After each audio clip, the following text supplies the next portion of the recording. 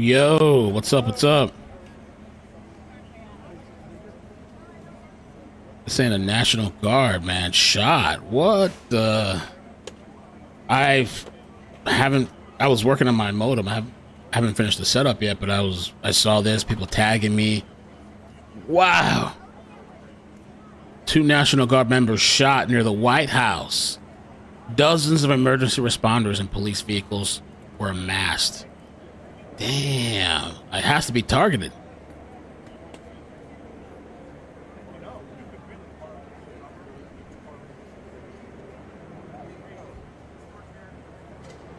Wow.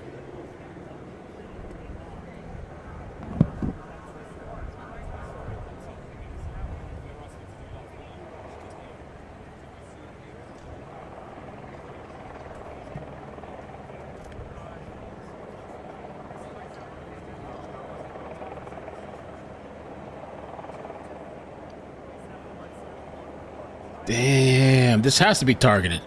People don't like the National Guard being around. Kind of cowardly, too.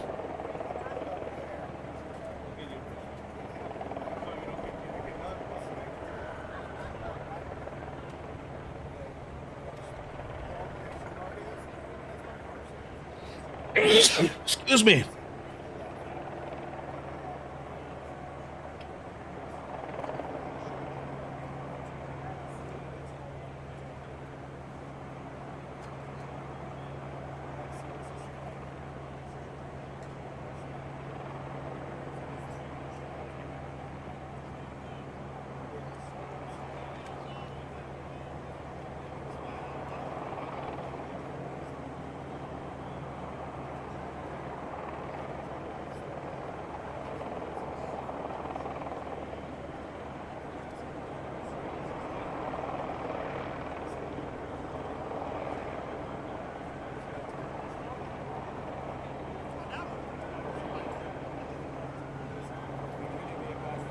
Wow, man. The end of times. Holy.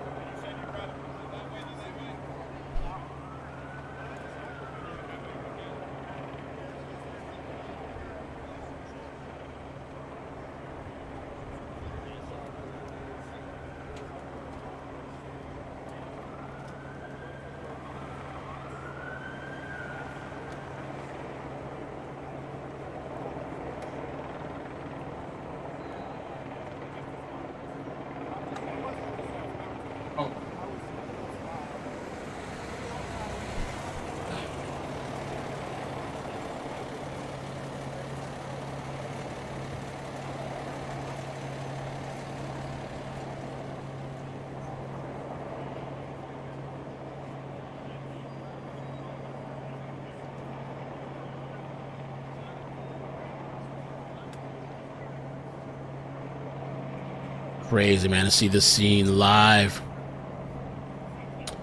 They said that the condition is unknown.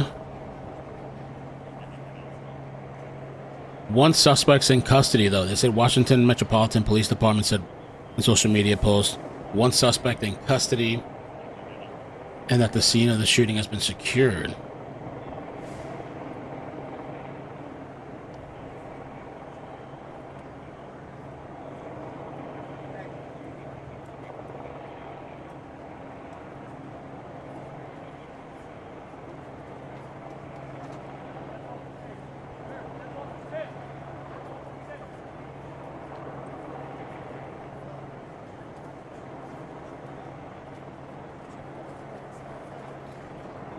Damn. What else does it say here? Baby, it's working now. Here you go. Alright. Good. Too much multitasking today. Two people shot who heard the shooting separately told me they heard around two shots and a barrage of shots in quick succession. Oh, let me find another live feed. Oh, they got a helicopter feed now. Okay. Oh, there are three people, including two National Guards, hurt.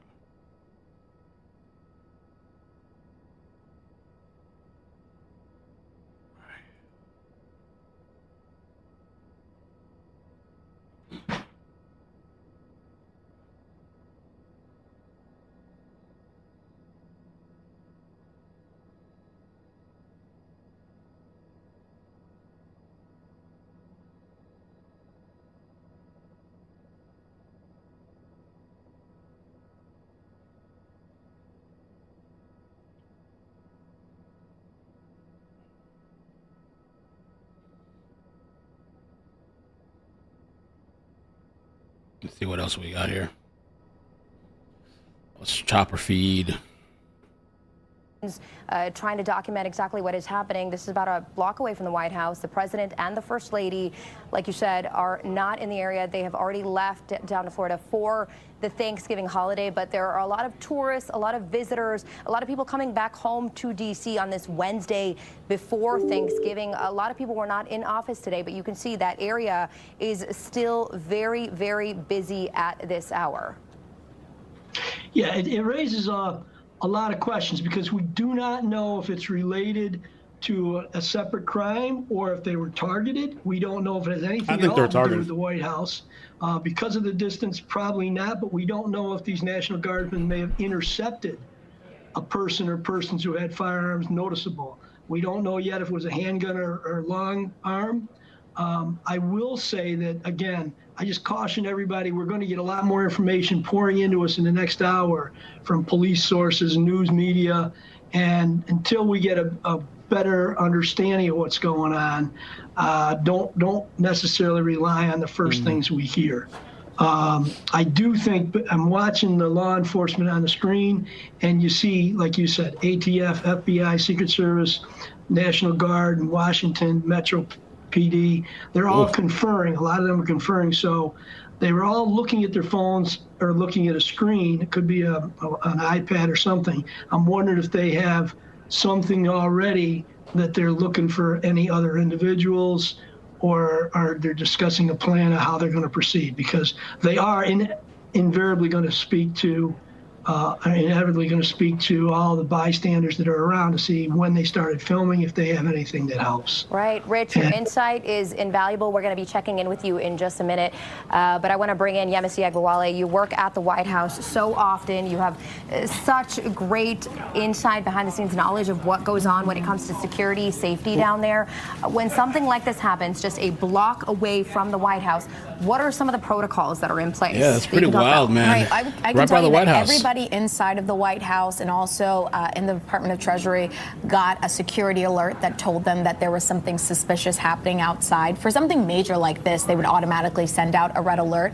Oftentimes, if it is just a suspicious vehicle, a package, if it's somebody in Lafayette Park that they think might be dangerous, they just send something out and caution people on what exits to use. For something like this, when it's multi-block, they let people know right away that you are not leaving work and you might as well stay exactly where you are. They also tell people that news is developing in real time. But we also know that there are reporters there currently at the White House press pool, that operate out of there in the offices there. And so I'm sure right away everybody from their respective news organizations reached out to folks. And so they have people, I saw just from the live footage, reporters that I recognized that were standing outside. And so you have a lot of pedestrians and watchers that are gathering, but you also have a lot of people inside that are thinking about next steps and ways to get in contact with the president. And you see the police tape crisscrossing every which way in that area right now on 17th and I, 16th and I. And as we take a look at this Skyfox shot from over the scene, you see the White House in the background,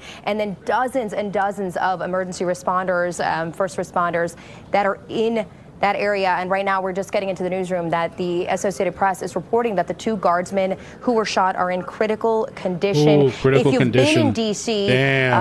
over the last several months, if you go into the district, anywhere you go, whether it is at a metro stop, the National Mall, in your neighborhood, you have seen these guardsmen and women walking the streets, and they have come from all over. So we don't know where these have come from, these two that were shot, and the AP is reporting that they're in critical condition. But they have come from places like Ohio and Kentucky and Texas, and they have been here for months now. Right. And important to note that in all of those areas, there is a great amount of Secret Service, and Secret Service oftentimes are certified in EMS, so we know that the Secret Service that rushed to the scene had already been trained in ways to help.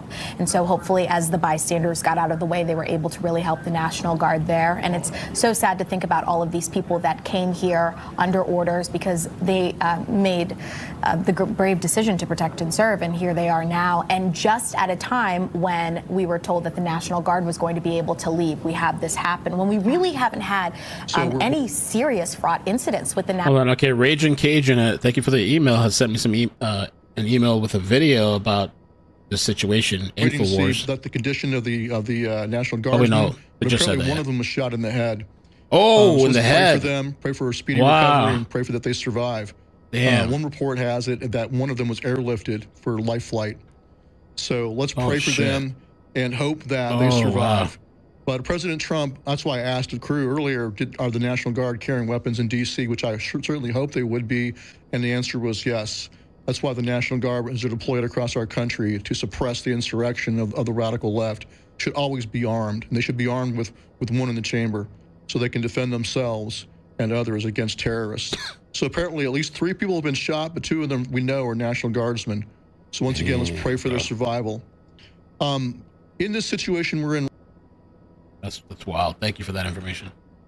But again, just a block from the White House on this Thanksgiving Eve. And thankfully, the president and the first lady, of course, had already left for Thanksgiving. But had the president and first lady been there, I think we would have seen even more increased police presence from all law enforcement agencies in this. I mean, it was great to see law enforcement rush to the scene and follow protocol and shut down the corresponding blocks. I think it makes complete sense if those blocks stay shut down for an extended amount of time until they figure out who saw what and if there's any evidence to be gathered. We're going to go back out live to our Julie Donaldson, who is on the scene right now, joining us live near 16th and I. Julie, you have somebody with you. All right, thanks, Oma. We're here with Stacey. Stacey said she was here when she kind of heard everything that was unfolding. Stacey, tell us a little bit about what time did this all happen and what did you hear and see at the moment? It was about 2:15 p.m. I was going to my lunch break, heading to the Ronald Reagan building to go to the dry cleaners. I was in the Uber. I heard right in front of 17th Street, and I heard boom, boom 2 times. And then the Uber driver said, "Why are all these people running?" So then I look out the window, and it's little children, adults running, children on both sides of the street, running in the opposite direction. The supervision is saying to the children, "Go, go, run." And then I heard help, help in the direction of the shooting. But I don't know if it was the shooter or if it was someone trying to help the shooter. I had to take out my contacts because my eyes were irritated. But the Uber driver did say to me the individual who did the shooting had a hood on over their head. And I thought to myself, I had literally just said to the Uber driver, "It's such a beautiful day." So then the Uber, and I said, "Why would someone have a hood?" So that to me makes me feel like maybe the individual planned this. And then the police response or Secret Service guarded men, professional level, government level, quickly came from all directions running. Yeah, how long from you hearing the noises that you heard and the booms that you heard before there was like police presence coming out here? It was seconds. It was seconds. We're on the street, and they immediately told us, "You have to turn around. You have to turn around." Yeah, it was within seconds. Like, I was super impressed. Did you see the person that was running the associate of the hood? Did you see anybody down on the ground? Is all the extent of the injuries? No, I only saw the individuals who were running in the opposite direction, the children and the little children. They looked like they were only 5. Jeez. What kind of emotions is that stirring you in that moment, seeing everything unfold? I thought to myself, it was a beautiful day. A beautiful day. It's the holidays. Imagine these little children, something would have happened to them. Like, that's heartless. No parent wants to bury their child. And it was so many. The little children were on both sides of the street. How long before you feel that they got this place safe and contained? Because right now everything is pretty much blocked off. Oh my gosh, let's talk about that. So I did go to the Ronald Reagan building to pick up my stuff from the dry cleaners, and I had to get out the Uber to walk back now because everything is blocked. And I didn't expect that. I thought I was going to come back this way in my Uber, everything was going to be resolved. And like I said, it occurred around 2:15, so it's definitely something major that happened. I've never seen anything like this in my life. Have you talked to any police or any security on what you did see here? No, I have to get back to work. Okay. Yes. All right. Yeah.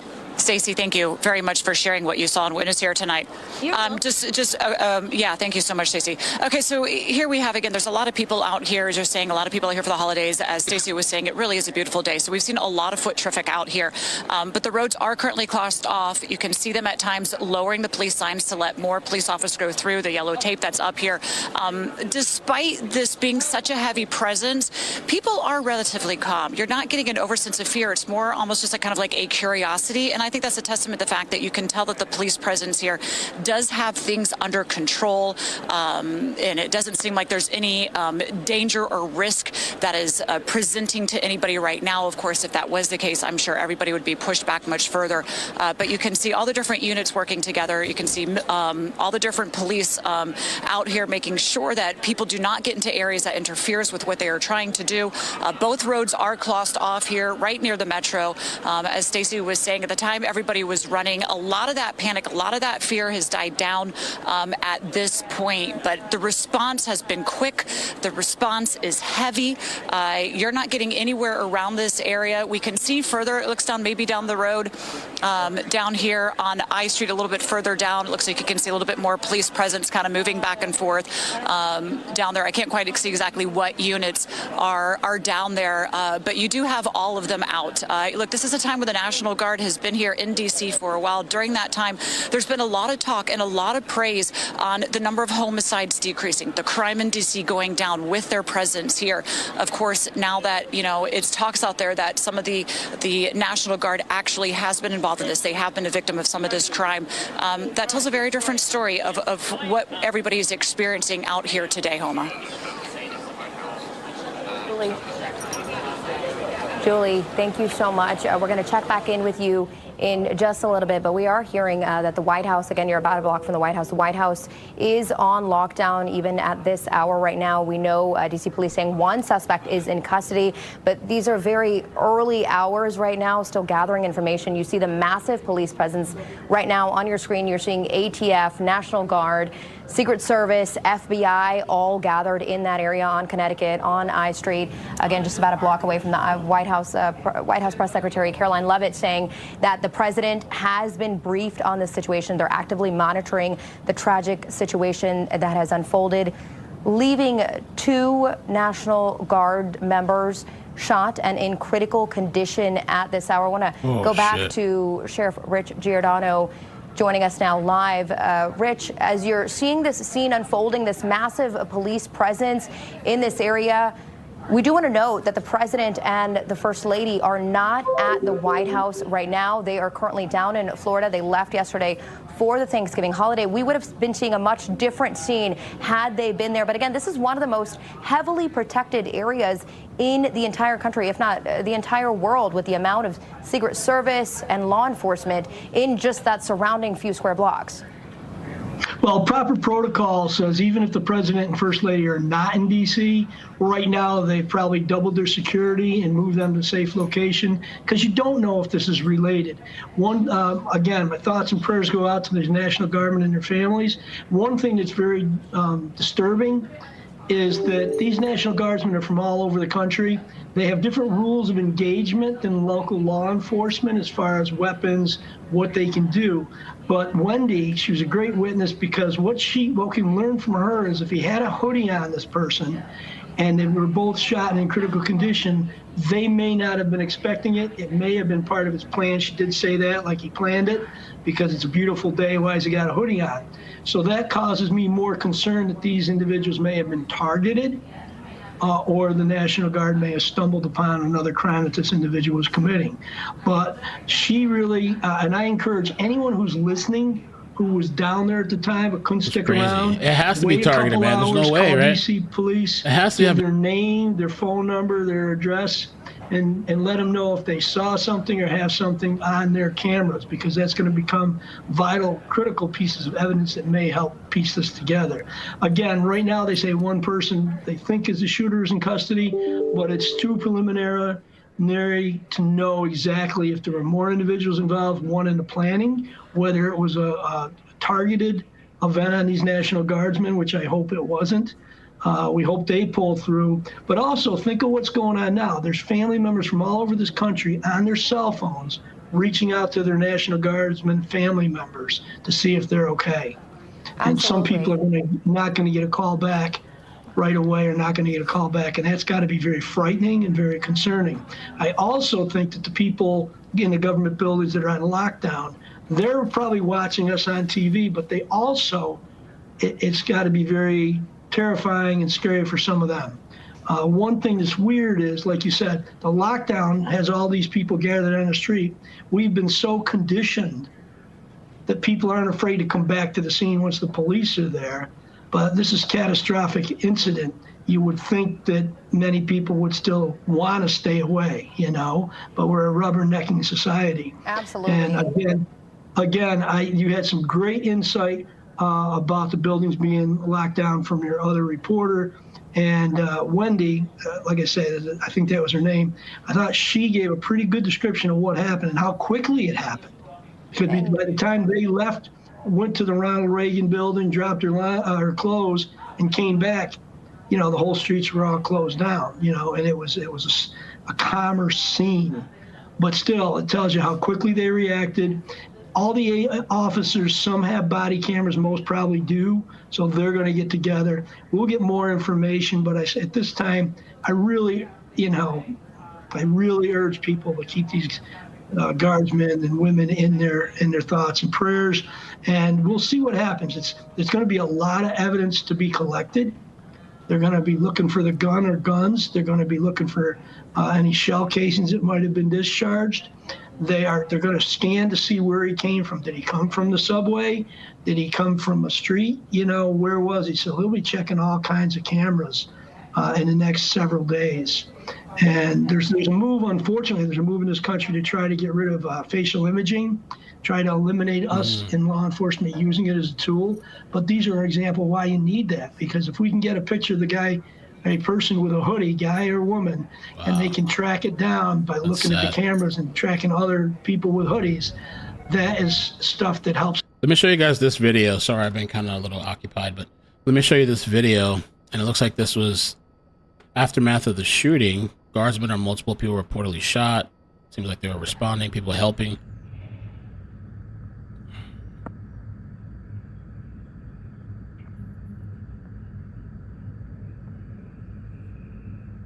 Wow.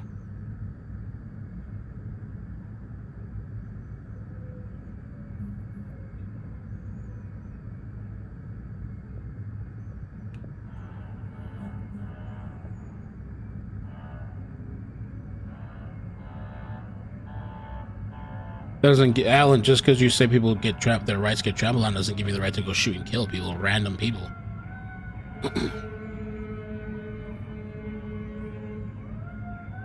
What rights of yours are being trampled on?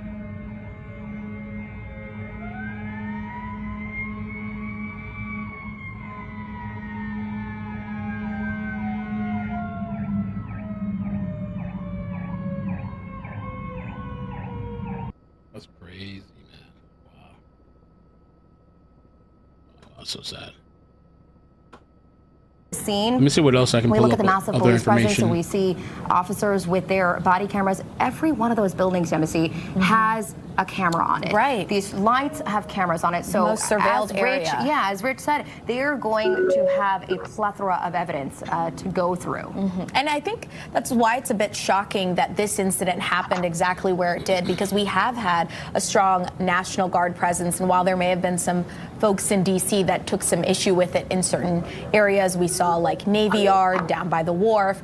For this area, it is just not uncommon to see a heavy law enforcement presence. It doesn't matter what agency they're associated with. So for something like this to happen to National Guard, where they usually are, the proximity to the National Mall means that there was an increased presence, as well as most of our federal agencies are located in that radius as well. Thinking about Treasury, DOI, I know the FBI is just a couple blocks away. It's just a bit shocking with this heavy amount of law enforcement's presence that something like this could happen to someone. And you see the officers that are on scene right now are asking people to push back a little bit. There's a massive crowd of bystanders, not just news crews, but bystanders. People. Okay. They're saying this is the suspect now. Thank you, Smart, for tagging me. They're saying the suspect. This is the man who opened fire on the National Guard just one day before Thanksgiving. Oh, I didn't even think. Yeah, it's true. Even he was taken away in handcuffs. So they're saying this is the suspect right here. Let me download the image and we can get a closer look. Look, why does he look naked? I just realized that too. He looks like he's naked. The hell? What the? Was he in panties or something? What's going on here? I don't know what's going on with this dude. They're saying that's the suspect.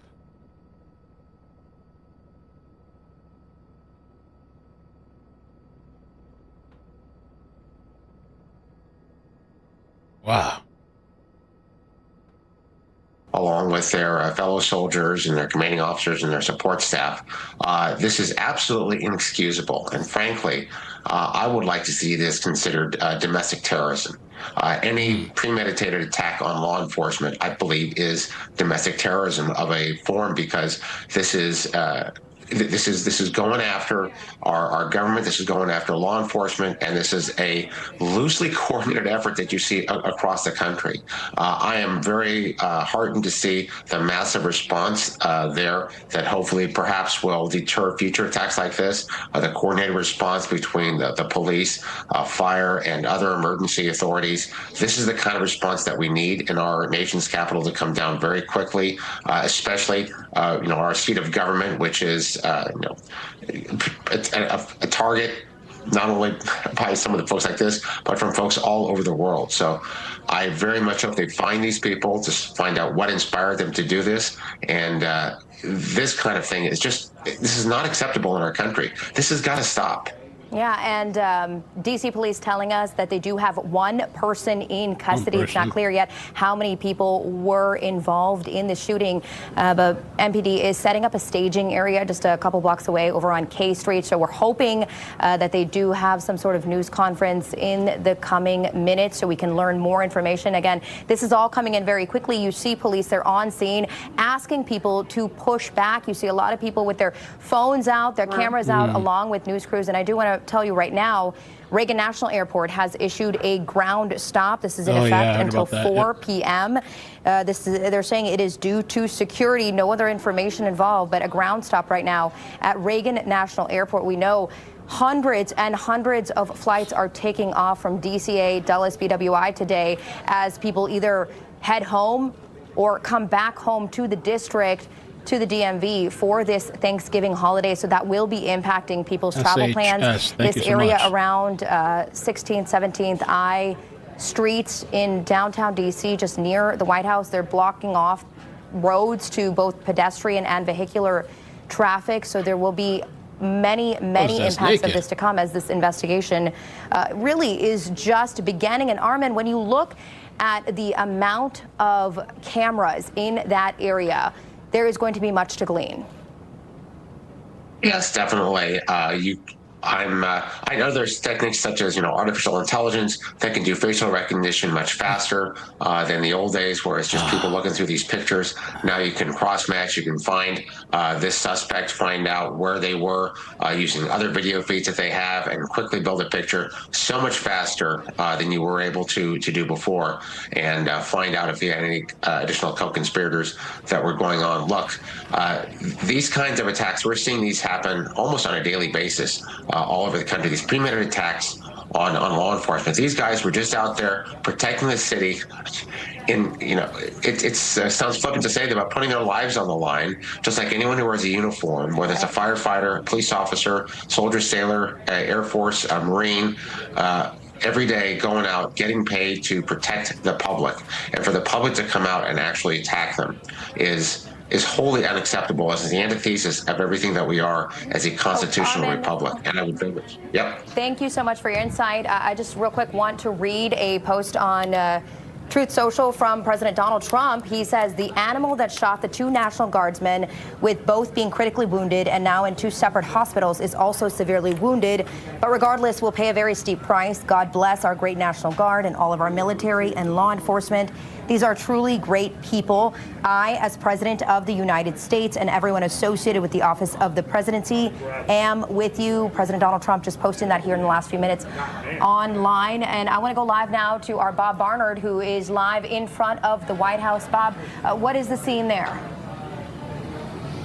Yeah, Homa, there's music playing, but it's actually fairly quiet. I thought there might be more tourists here, but they've probably just gone down the street. This is the White House here. You're looking at Lafayette Square, which is on lockdown, and there in some places where the public would normally walk, there is police tape, but they're also, you see these heavily armed uniformed Secret Service agents right here on the property here. This is National Park Police property, but they appear to be Secret Service officers here. And just as you would see on a normal day, just a small group of people playing music and having a little bit of a protest here. One looks like anti-Trump, and then there's another one here as well. But this whole complex is closed off, and many streets around here. So pedestrians are able to walk down the sidewalk. That's why you see people standing here.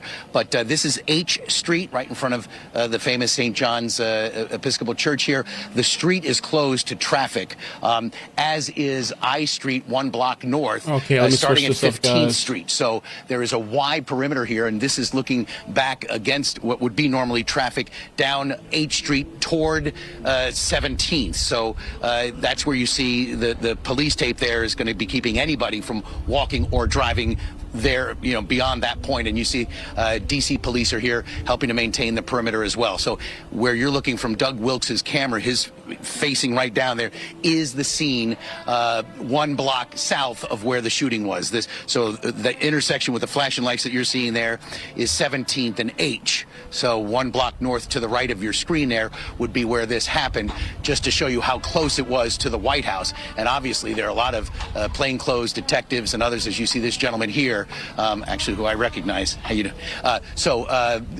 There are a lot of law enforcement, Metro Transit Police, MPD, U.S. Park Police, and Secret Service all involved. And I'll tell you, Homa, on our way here to the White House to help assist in the coverage, we saw a large police and fire presence right down by Capital One Arena. And we believe there's a Caps game tonight.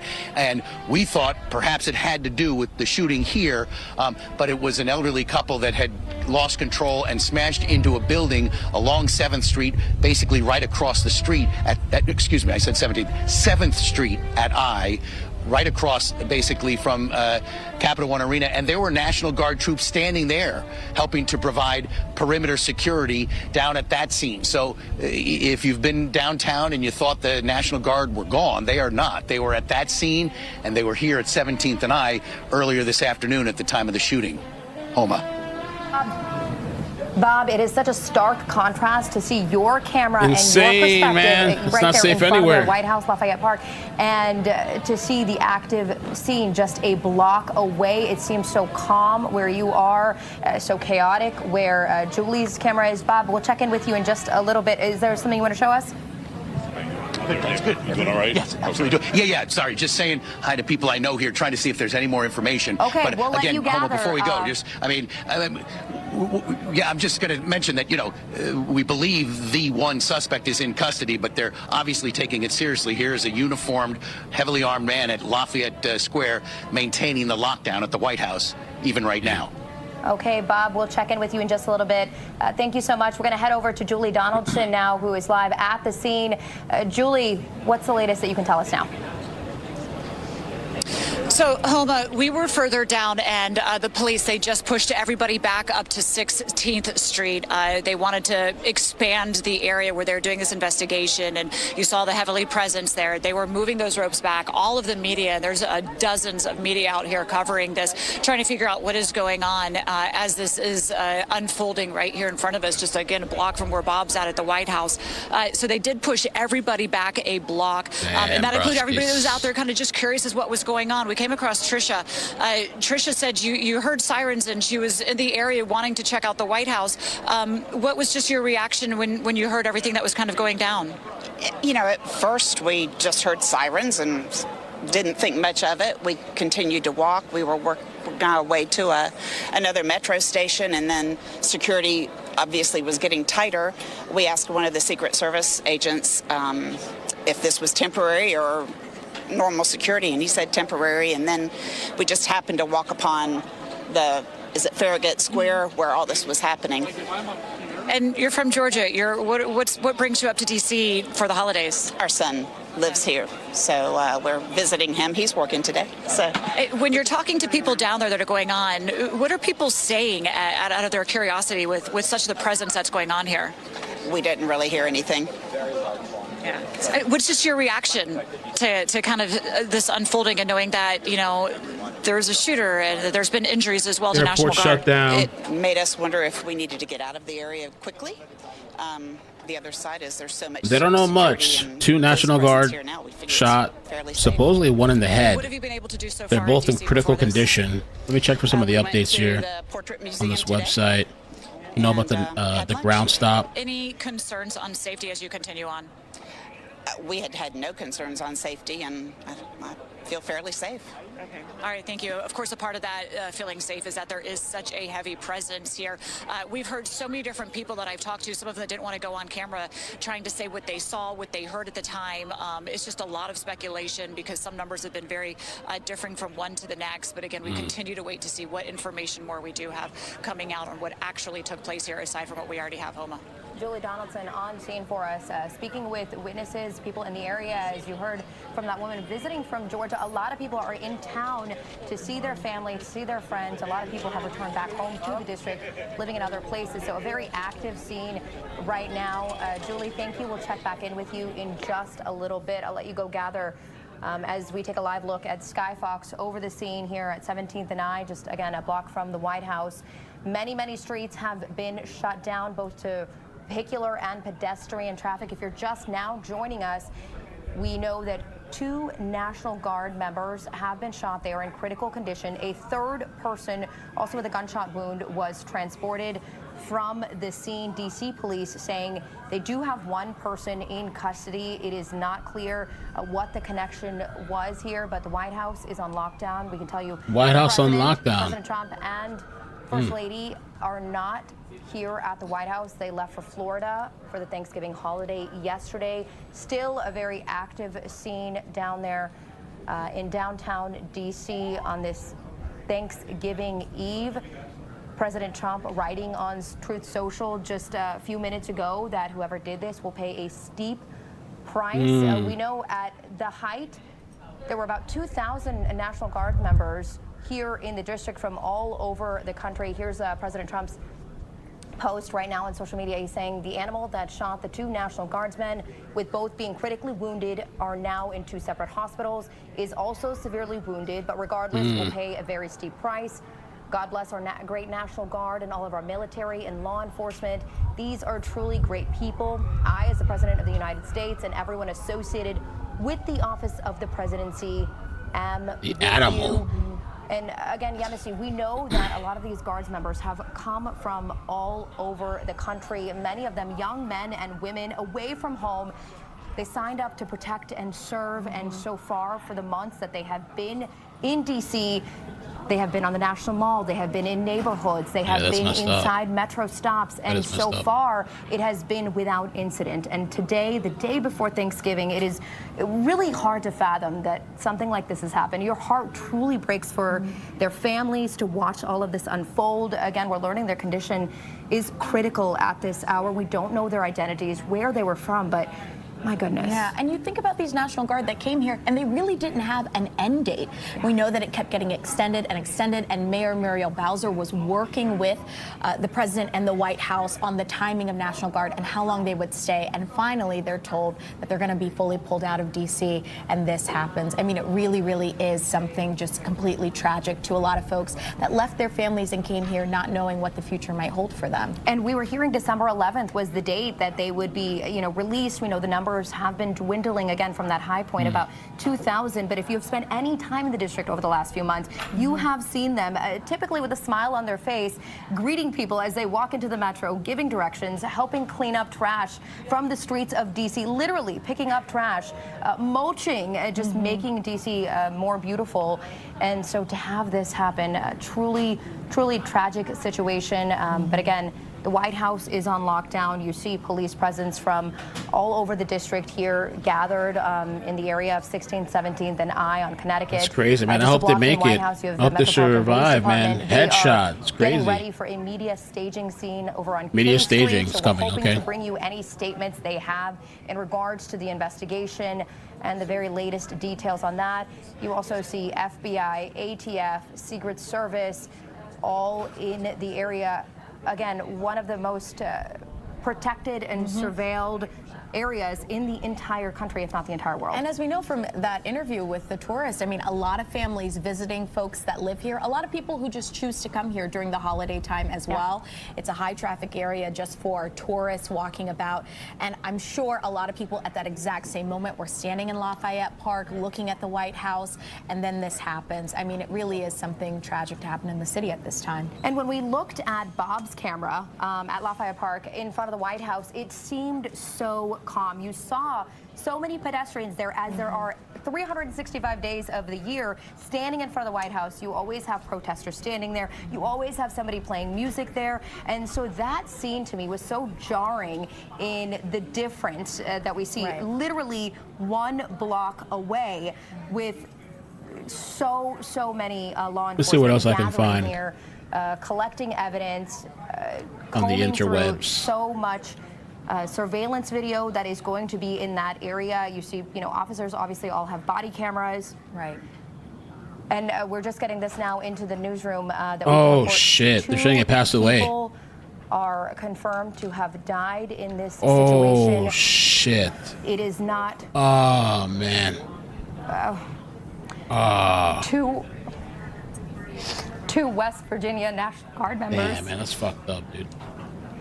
Excuse me. That's fucked up, dude. This is hard. 2 West Virginia National Guards members have been confirmed dead in this tragic situation just a block away from the White House on this Thanksgiving Eve. They were away from home. Again, this information is just now coming into the newsroom. Again, these were young men and women who signed up to protect and serve, typically in their backyards, and they were sent to D.C. in this unprecedented move to help guard the nation's capital, help make the nation's capital safer. We know with their presence, just their mere presence, made crime people feel safer. Yeah, it has made people feel safer. You have seen them smiling at you in the subway stations. You have seen them walking in the National Mall. So this truly, is just unfathomable to be coming into the newsroom right now. I want to bring back Rich Giordano. Rich, again, now Miss we Macy, are just thank confirming that 2 Guards members from West Virginia are confirmed dead in this tragic incident here, again, just a block from the White House. It's awful news. It's awful. And remember this, their families are back home and they don't know who it is necessarily. Notifications probably haven't been able to be made when it's rapidly unfolding. And law enforcement has to be 100% correct that it is who they think it is. So we got to keep them and their families in our thoughts and prayers. I will tell you this, that you guys are in a better position than me because I can't reach out to my sources there because I'm with you. But you should get a National Guard expert on here to tell us what the rules of engagement are in D.C. because sometimes they're different for the National Guard when you're in a civilian situation, meaning what are the rules for weapons? Can they carry firearms? Can they carry long guns, just handguns? Are they, there's a lot of rules that impact on this situation. Fortunately, if the reporting is accurate, the person who did this is in custody. And, law enforcement and the National Guard, they wear uniforms every day. They do what they're going to do. And these people protest. They throw bottle rockets at them. And today it looks like an ambush. And you know what? When they call 911, guess what? The police go, the National Guard shows up. We do our jobs. And yet they condemn us. They say fry like pigs. You got fry like pigs, pigs in the bacon. What is it? How's the thing? I don't know how it says. Concerned about rights of defendants and criminals, and will go after law enforcement. But the one thing is, they do all this to law enforcement, and we're the only profession that turns around. and we respond with a 911. We don't care what color you are. We don't care what your religion is. We don't care your politics. We say, where's your emergency, and we go. And these National Guard men are not trained, but they're thrown into law enforcement positions when they're there to make a difference. Absolutely, and we see that presence, that extreme law enforcement presence right now on the screen. I do want to read this statement from West Virginia Governor Patrick Morrisey. He just released this statement here in the last few minutes after we have learned that 2 National Guards members from West Virginia have been killed in this shooting. Governor Morrisey saying, Denise and I are devastated by the news that 2 members of the West Virginia National Guard were shot earlier today in Washington, D.C. According to reports, both members did not survive. We're in direct contact with our Guard and other officials and are working to obtain the most accurate information as quickly as possible. He goes on to say our prayers are with these brave service members, their families, and the extraordinary men and women of our Guard who put themselves on the line every day. West Virginia stands united behind them. We will do everything in our power to support their families as they endure this unimaginable loss and will not rest until justice is served. If you're just now joining us, as we head into the 4 o'clock hour, we can confirm that 2 Guard members from West Virginia were shot and killed just a mere block away from the White House on this Thanksgiving Eve. This happened in the 2 o'clock hour. We know 3 people in total were transported from. Yeah, I'm sure this person snuck up on them like a coward, and they were unsuspecting, and just shot them, you know?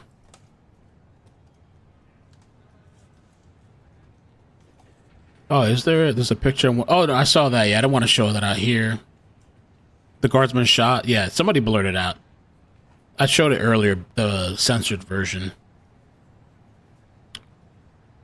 That's just crazy, man. I mean, I don't even know what to think or say. Like, these people, I guess mental illness is what they say all the time. That excuses horrible actions from people, I guess.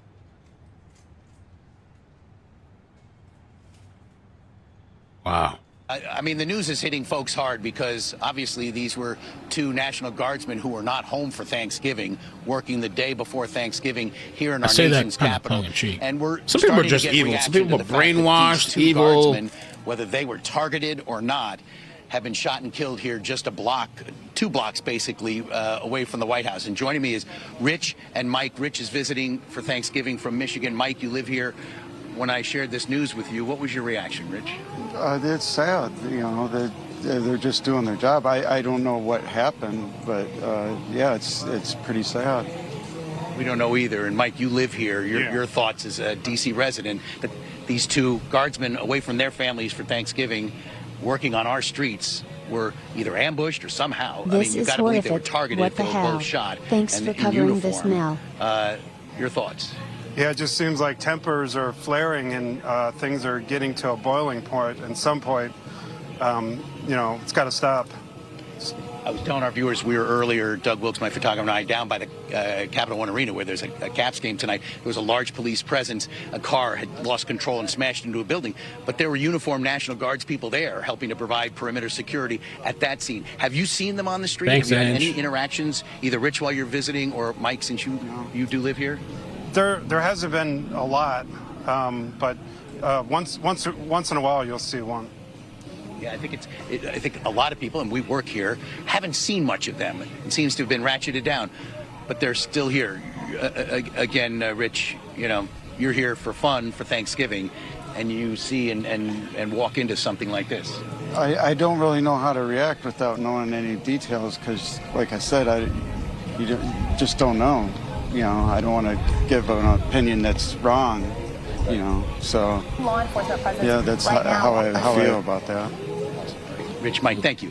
Happy Thanksgiving to you guys. And just take a look here. I mean, you see these uniformed Secret Service, heavily armed Secret Service officers here in Lafayette Square because the White House is currently on lockdown, even though the president and First Lady are down in Palm Beach for Thanksgiving. I mean, there were tourists here at Lafayette Square, up along the gate, the fencing around the White House there on Pennsylvania Avenue. But now everybody is pushed back out here to H Street. And I want to pan to the right as we see see people going down the sidewalk here. This is the next intersection is Connecticut Avenue, and then 17th Street is the next. This is H, 1 block to the north. To the right would be I Street. But normally there would be cars cruising up and down Houma here along H Street near the White House. And it is open to pedestrians, at least up until Connecticut.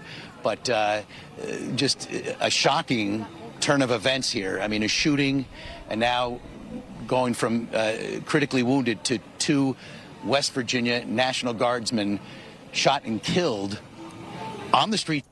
And the way that suspect was like, let's look at him again. On a stretcher, a gurney, dude strapped down. Looks like he's almost naked. I mean, you can't see anything, but strapped down. Wow. Maybe he's just been watching the news the whole time and getting amped up. National Guard, yeah. That's fucked up, man, and cowardly too. The picture's on X if you want to see it. I mean, the guy's head's turned back, but yeah, he was shot in the head. That's crazy, man.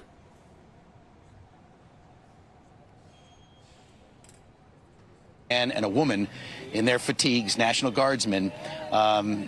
They were here doing a job, and it's just hard to believe. And we'll get more reaction. I mean, I saw Rich and Mike walking by, and when I told them what happened, you know, they were visibly shaken. But as you heard Rich from Michigan, I wonder who's the third person, because New York Times just posted 3 gunshot victims were transported to trauma center. Is that the suspect that's counted as a third victim? Maybe I don't know. Maybe that's what it is. That the 2 Guards members from West Virginia have been shot and killed here on the streets of D.C. Let's go back out live to Julie Donaldson, who is on the scene there near 16th and I. Julie? Hey, Houma. When that news came out that these 2 guardsmen did not survive this, you could just really feel a heaviness here. I mean, there is a very heavy presence of media lining the entire way down 16th Street, even down to 17th. That news, people grasping the severity of what happened here today, and right as you're talking about on the holidays as well. Now, I reached out to the mayor's office and just happened to see a spokesperson that was walking by, and I said, where is the mayor? They said she is here in D.C. for the holidays, so she is in town, and she is currently being briefed on everything that happened here today. As they do get more information, we can expect a press conference from her. We can expect more information coming out as she is currently gathering it herself. But as this remains a very active scene, again, as we were down. I'm not sure when the press conference is, but yeah, they say it's coming, but yeah, I don't know of an exact time. If anybody knows, just let me know, DM me, email me. I'm going to open up my emails in case.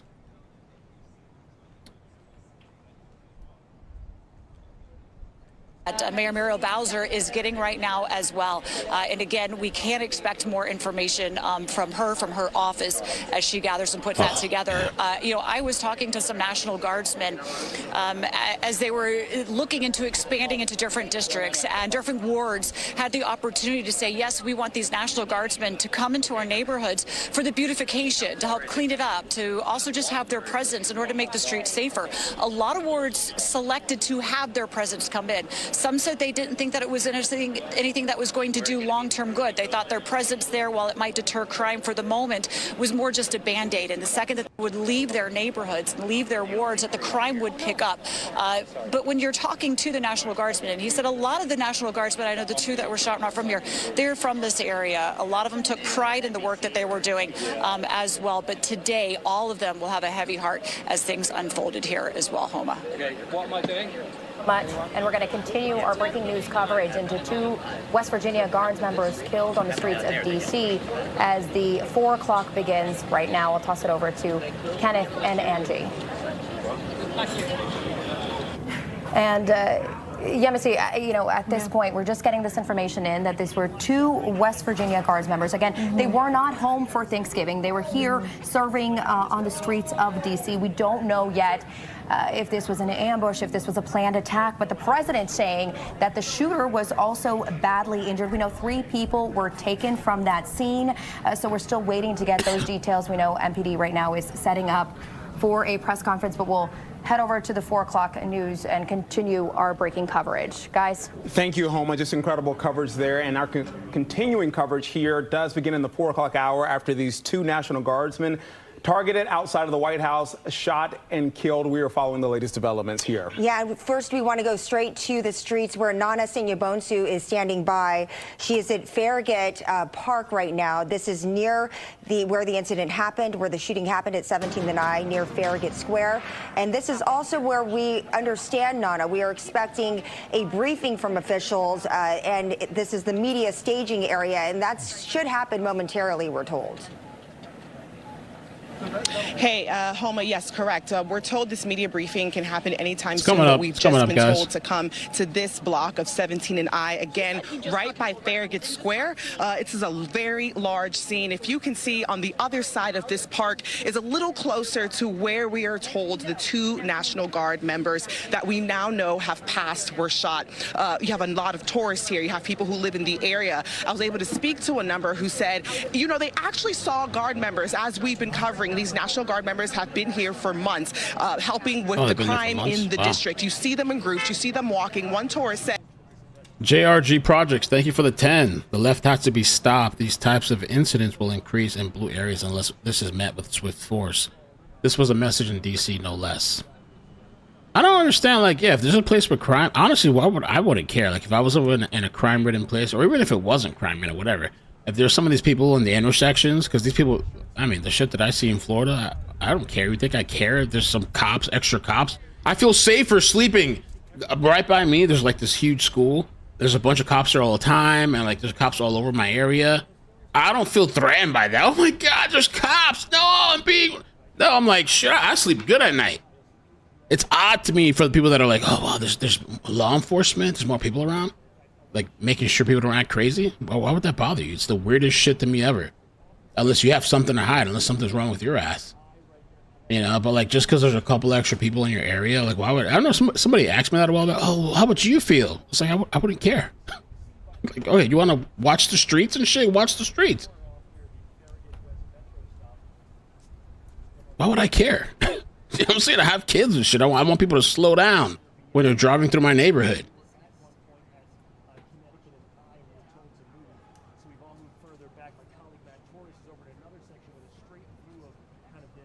It's unfortunate that they're here, to be truthful with you. And that's maybe part of the problem. But still not good, not admissible shootings. And that was just an account of one of many witnesses that are here. A very, 1 second, I believe we're getting an update from police. Okay. I see there are putting stands up. I think they were just asking us to stay behind the caution tape. I wanted to give you guys a sense of where we are and where the White House is. This is just about 2 blocks away from the White House. Past the Tate to the left is where the White House is, closer to H Street. So just to kind of give you an idea of the proximity. Okay, police are asking us, to stay on the other side of the caution tape, which we are doing. I just believe some other reporters are getting on the other side. Again, a lot happening here, but we're expecting that update and that briefing. No worries. Okay, so they have an update coming. This whole situation, I don't know what this guy, the guy that shot the National Guard, you know, but this whole, like, I don't know, it reminds me of the Chicago mayor, where he's like, incarceration is racism. So you can't even arrest people or hold them accountable because that's racist. We cannot incarcerate our way out of violence. We've already tried that. And we've ended up with the largest prison population in the world without solving the problems of crime and violence. The addiction on jails and incarceration in this country, we have moved past that. It is racist, it is immoral, it is unholy, and it is not the way to drive violence down. Meanwhile, they had some dude that burned a woman alive in a train station in Chicago. He was arrested 72 times. It just kept getting let out and let out and let out. And so if you arrest these people, well, that's racism. That's how they look at it. Seriously. You know. I'm not saying I'm opposed to like, okay, let's research, let's find out this mental health stuff, whatever, try to get people help. You can get them help and keep them locked up or send them to some type of facility. But they shouldn't be out in the public because they're a danger to public. They're killing innocent, random people. You know? How's that racism? You fucking do all this kind of shit. That guy in Chicago, he beat some, it wasn't a nurse, a social worker. Knocked her unconscious. She's permanently like damaged for the rest of her life, and they just let him go back out. And then he goes burns a woman alive. You know, it's like what? But let's let him out and keep reoffending and doing all this stuff to innocent people because it's racist. What the hell? All right. Anyway, I think I'm done with my rant. Okay. Thank you, Katarina. Tagged me. Crime with Bobby says troops were shot in an ambush style attack. 10 to 15 shots fired. Wow. Cowardly. 10 to 15 shots fired. Okay.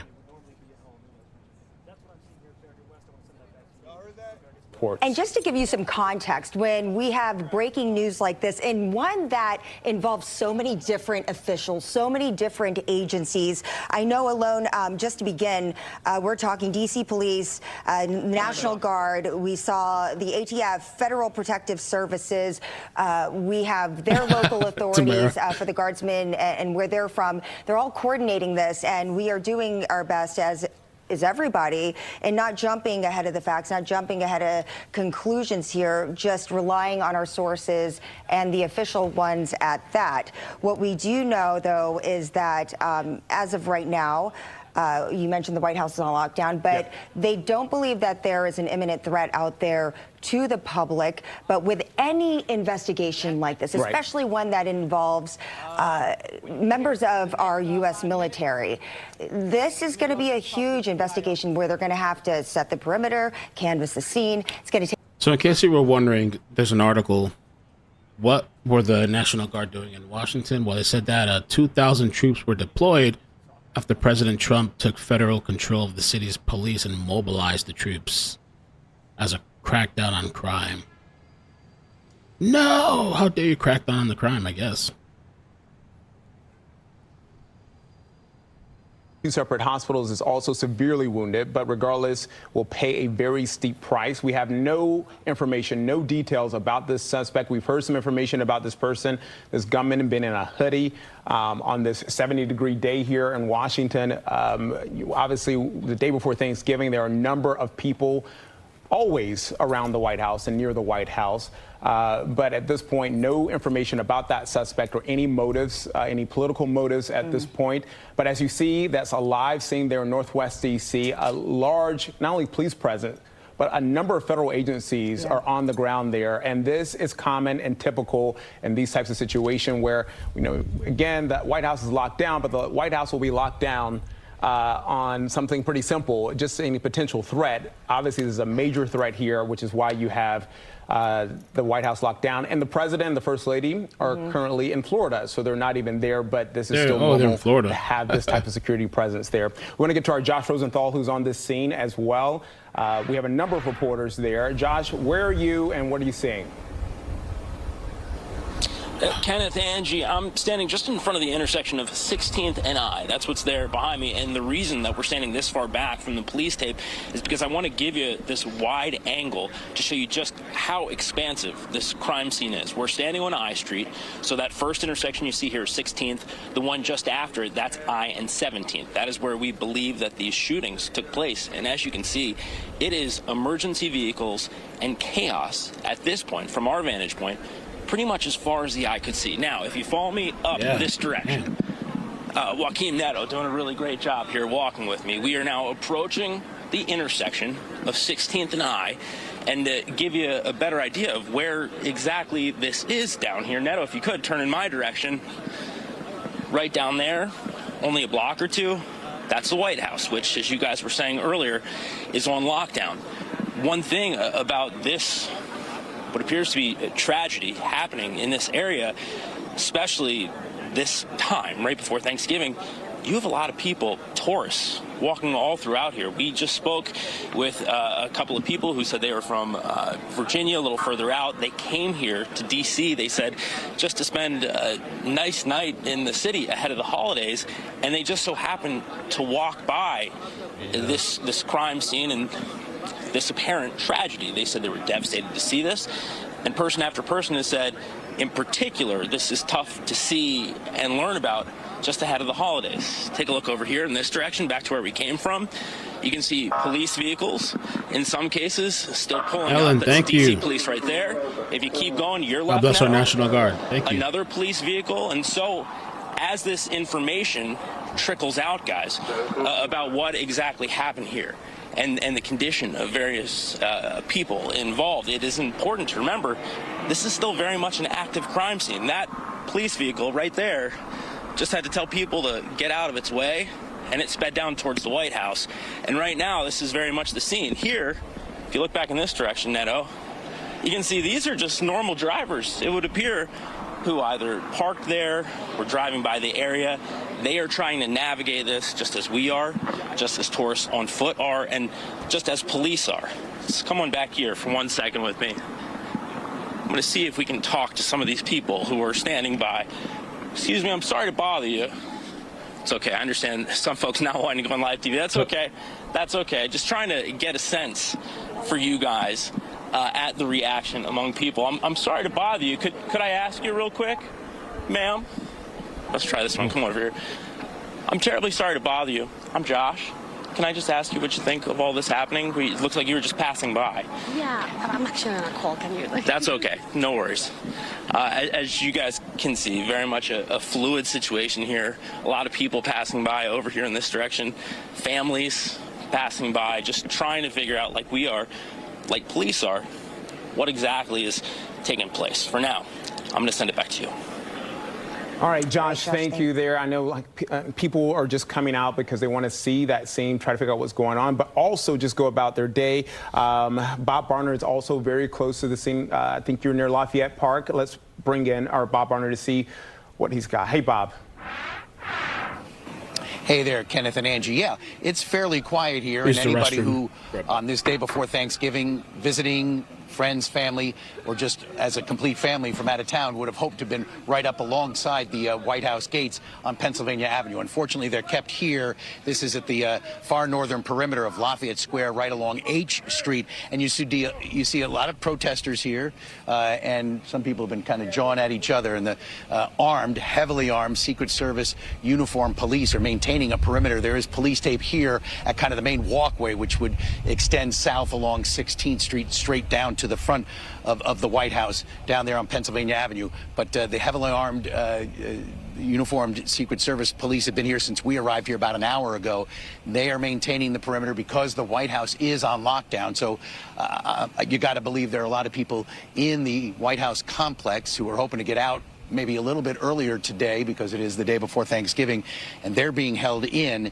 Nobody's allowed to advance toward the White House. So you see, not many people here. I mean, there's, the pro-Palestinian, release the Epstein files, anti-Trump protesters, but they've been quiet as they realize what's going on here, that the White House is on lockdown, Lafayette Square is closed, a number of the streets in the area are closed as well. And I'm going to have Doug Wilkes pan to the right here in a second and just show you we're on H Street. So some cars are coming this way that are being turned away from the blocked road down there. The next street west of us, where they're turning from, is Connecticut Avenue. The street beyond that, where you see the flashing lights, that would be 17th Street at H.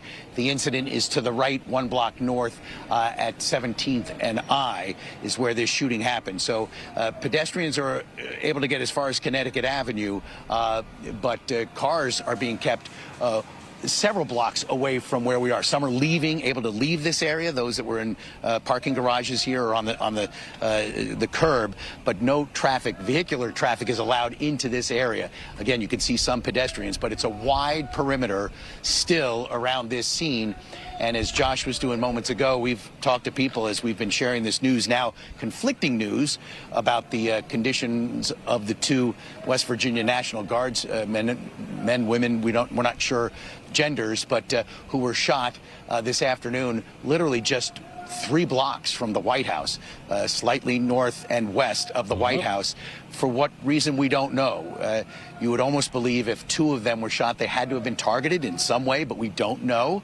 And the gunman who allegedly shot at them, according to our law enforcement sources and even the president's tweet, has been wounded and is at the hospital as well. So it's just an odd scene here. Thank you for the follow. Again, as I come back to the fact that you have a lot of people who are down here for the holiday and wanted to kind of take a look at the White House, and what they're finding is a major crime scene. I think during your last hit or so, you were talking to and delivering the news that that we thought that these guardsmen had been killed.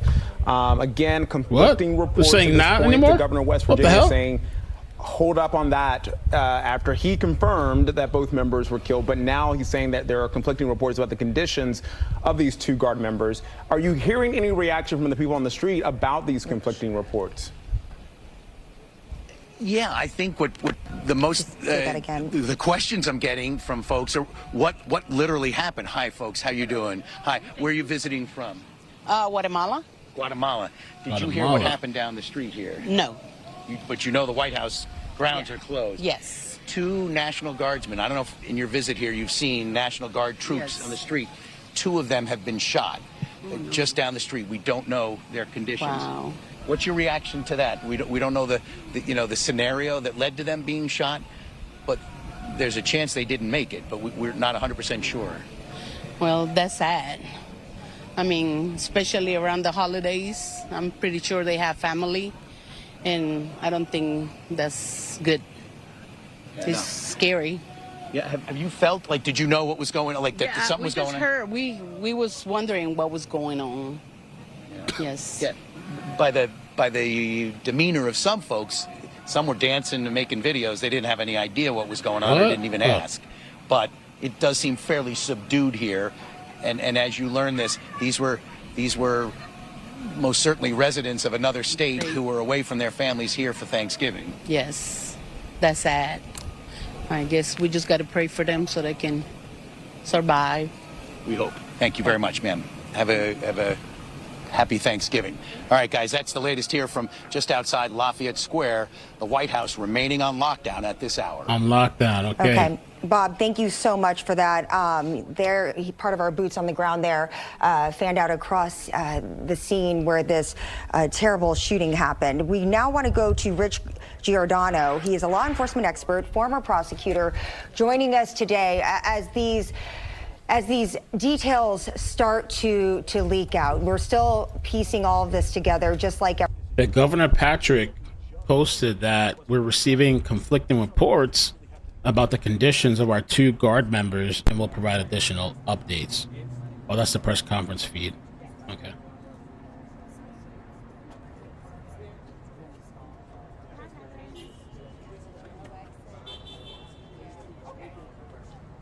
The hell is going on, man? Did they pass away or not? How hard is that to confirm? What the hell? What the?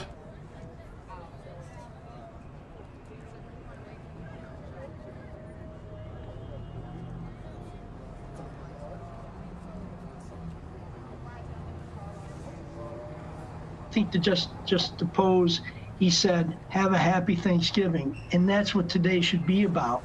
People heading home for Thanksgiving. This is brutally unfair when these unfold, especially to the guardsmen in West Virginia and their families. Their families are probably struggling to figure out who got shot. Are they alive? Are they not? Yeah. But they probably haven't been able to identify or notify families, and especially with the conflicting reports. This is supposed to be a joyous time. The families were preparing for their guardsmen to come home shortly. They were told they were going to start sending them home. Instead, they may be preparing for long-term medical, or they may be preparing for funerals. I hope not. But I will tell you, from listening to what I've seen from all your witnesses so far, it was very quickly over. True, maybe it's just one person. Wendy, who was on last hour, said that the person had a hoodie on, leading me to believe that this may have very well been a targeted assassination or attempt. because a hoodie on, they didn't expect it. I think you should have somebody, some boots, your reporters, speakers from National Guard, find out what the rules of engagement are, because sometimes when they're dealing with the civilians, they're not allowed to have certain firearms. They're not allowed to engage unless certain things occur. And I just don't have that expertise, but I think that it makes a difference. But I just want to say that listening to this unfold, we got to hit the pause, because so much is happening. When they have the press conference, we'll get more information. But remember, that's still preliminary. And I hope just we get wanna more say information. this. Remember, Sometimes we don't get anything from these press conferences. There was a shooting, there's not much we can say, and then we're going to pat each other on the back. war zones, but they're kids. A lot of them are 18, 19, 20, 21-year-olds. They could work at a Walmart or a grocery store, and then they're deployed. And if you're used to your training once a month, and you're used to your summer training, or to going overseas and guarding our facilities, I think to be tossed into cities to perform a law enforcement function adds stress to them and puts them in a more vulnerable spot. They're all heroes in my book, and I say just remember, I hope it's not, but these could be young people, and I hope that they are not fatally injured, as was told to us in the past. Yeah, we pray that it's not the case and that they are still with us.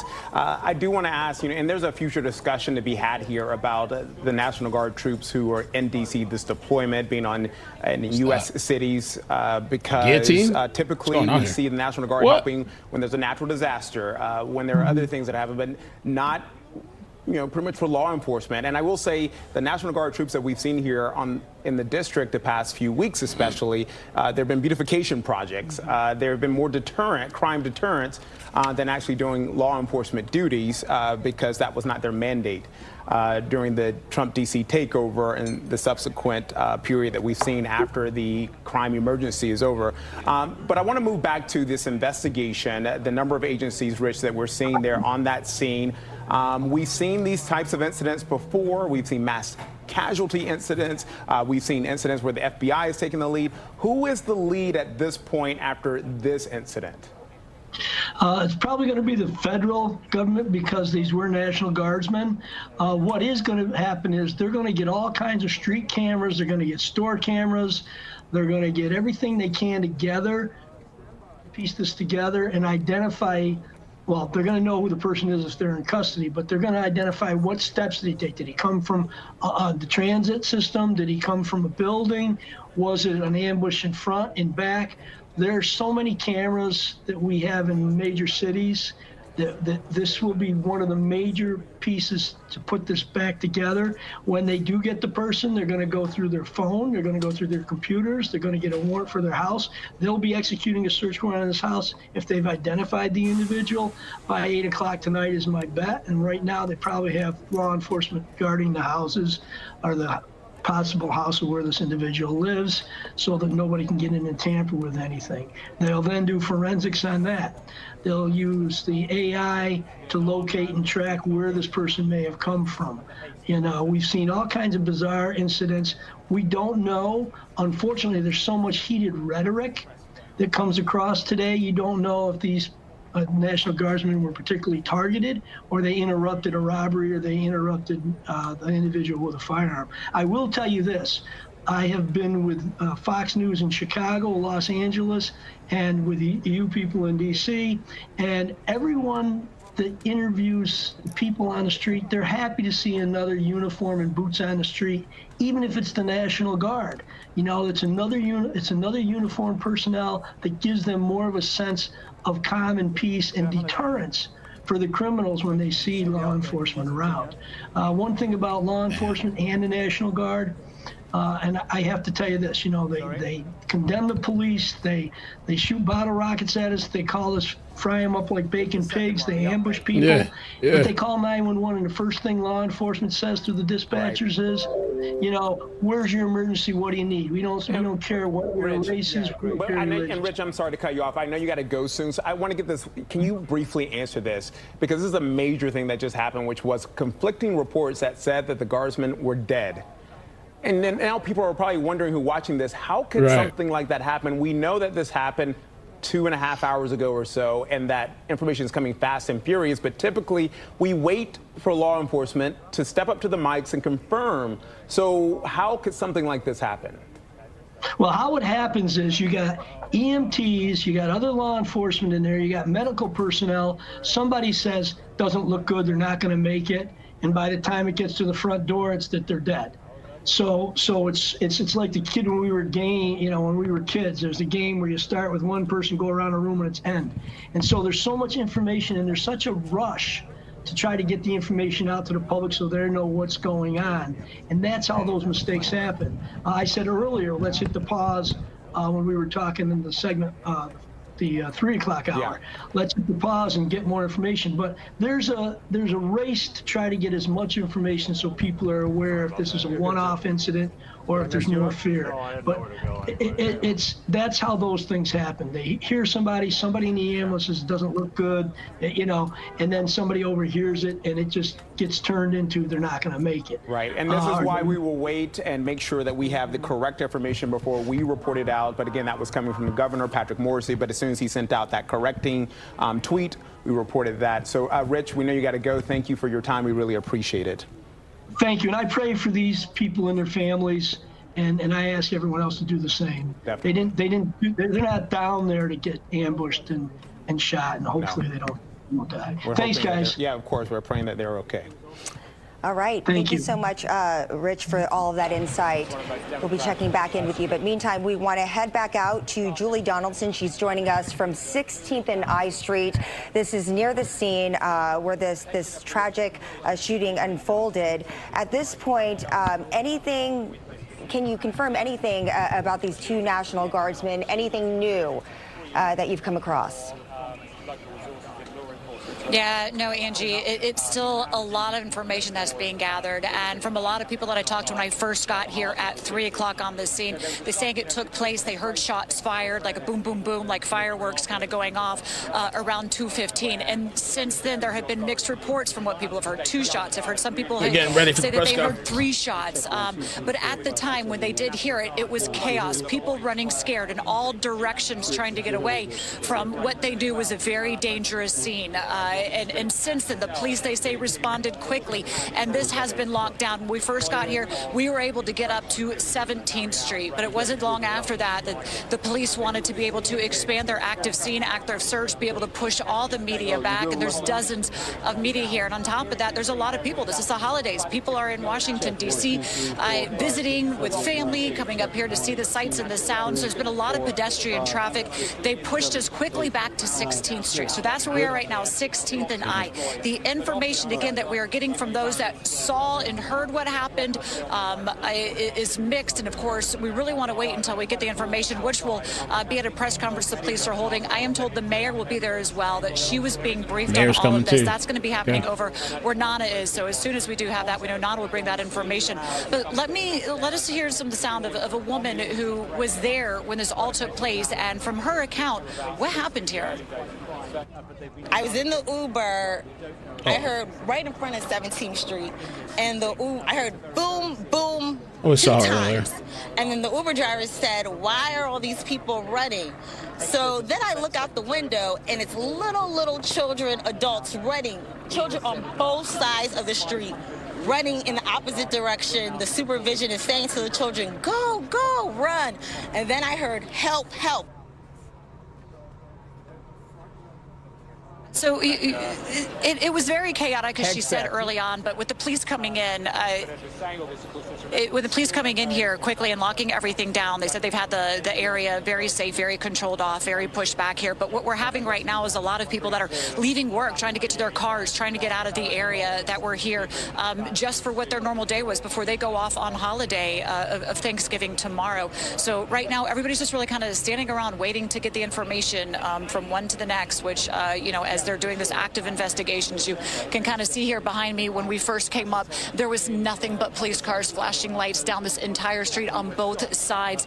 It looks like it's died down a little bit, but obviously still down the street, a very, very heavy presence as this investigation continues to be very active right now. All right, Julia, thank you so just much. waiting on the wanna press say that conference. Pete Hegseth, the Department of Defense Secretary, has just made a statement on camera. He posted that on Twitter about 11 minutes ago. We are working to turn that around for you, and we will play that out as soon as we get it. But working to turn it around. Just click and type his name. What? Right here. Okay, let me play it for you. Oh, no, that's from wait, where did he post that? Pete Hegseth. This is it right here. Like, working to turn it around. Just type it in and play it. We will never back down. We will secure our capital. We will secure our cities. In fact, this happened just steps away from the White House. It will not stand. And that's why President Trump has asked me, and I will ask the Secretary of the Army, to the National Guard to add 500 additional troops, National Guardsmen, to Washington, D.C. This will only stiffen our resolve to ensure that we make Washington, D.C. safe and beautiful. The drop in crime has been historic. The increase in safety and security has been historic. But if criminals want to conduct things like this, violence against America's best, we will never back down. President Trump will never back down. That's why we will never. We'll never back down. Move forward. That's it. In that black bag. No. It's right there. Leg to the side. That's it. Up and that into targeting National Guardsmen. That will only stiffen our resolve. We will never back down. We will secure our capital. We will secure our cities. In fact, this happened just steps away from the White House. It will not stand. And that's why President Trump has asked me, and I will ask the Secretary of the Army, to the National Guard to add 500 additional troops, National Guardsmen, to Washington, D.C. This will only stiffen our resolve to ensure that we make Washington, D.C. safe and beautiful. The drop in crime has been historic. The increase in safety and security has been historic. But if criminals want to conduct things like this, violence against America's best, we will never back down. President Trump will never back down. That's why the American people elected him. America and our warriors, our National Guardsmen, are strong. And so we're following this very closely. We're getting information rapidly. And I mentioned the faith of this country, the Christian faith, the prayers.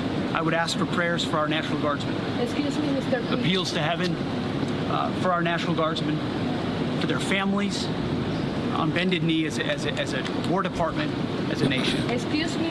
We will never back down. Excuse me. Think about them right now. Venezuela. We had a couple of great, productive meetings with the President and the Minister of Defense here, where we are dedicated to the counter-cartel effort here. Criminality knows no boundaries, whether it's the United States of America and Washington, D.C., or it's the Caribbean that's obviously Pete Hegseth at the Department of Defense at the Pentagon there. Moving on to another topic of national interest there, but addressing these two National Guardsmen shot in Northwest D.C. near the White House, and giving us a few extra details, a few new details there, including we were wondering whether these guardsmen were targeted. He used the phrase and said they were targeted. The shooting that targeting National Guardsmen. He also added that he will ask the president to add 500 additional National Guard troops on the ground in the district. And obviously, we've been reporting for the past week or so that a judge had ruled that the deployment of these troops was illegal by the president. Yeah, I think it goes without saying, anybody who's been following this since the National Guard arrived here in Washington, D.C. during this takeover back in August, that this activation has not gone without controversy. And the big question also coming out of all of this, which was partially just answered, at least to an immediate response, who knows what will be added onto that afterwards, but is how is this going to change the landscape of this federal surge here in our nation's capital? When you look at the numbers, I think the estimate was like 2,190 National Guard members currently in the district right now. A lot of them from this area, but as we have seen, other states as well. We've talked a little bit about how these are not full-time soldiers, right? These are citizen soldiers. They have a whole nother life. They have a whole nother job, and it's only when they are called to action, called to serve, and in this case, serve the mission of the president in protecting not only the citizens but the visitors of the city. They answer that call, and so as a result of that, we are now understand that we are going to see an influx. We are going to see. Well, he says that he will put in the request to the president. We don't know if that will be approved, and will the president also use this incident to reignite the crime emergency that has, since been ended months ago in D.C., but yet the National Guard troops remained, and that's been the Attorney General Brian Schwab in the district has fought that.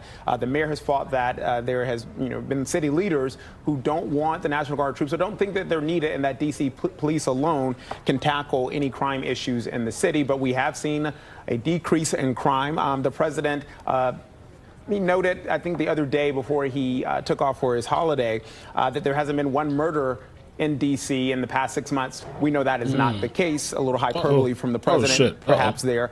But we know there has been a drop in crime. The mayor has noted that.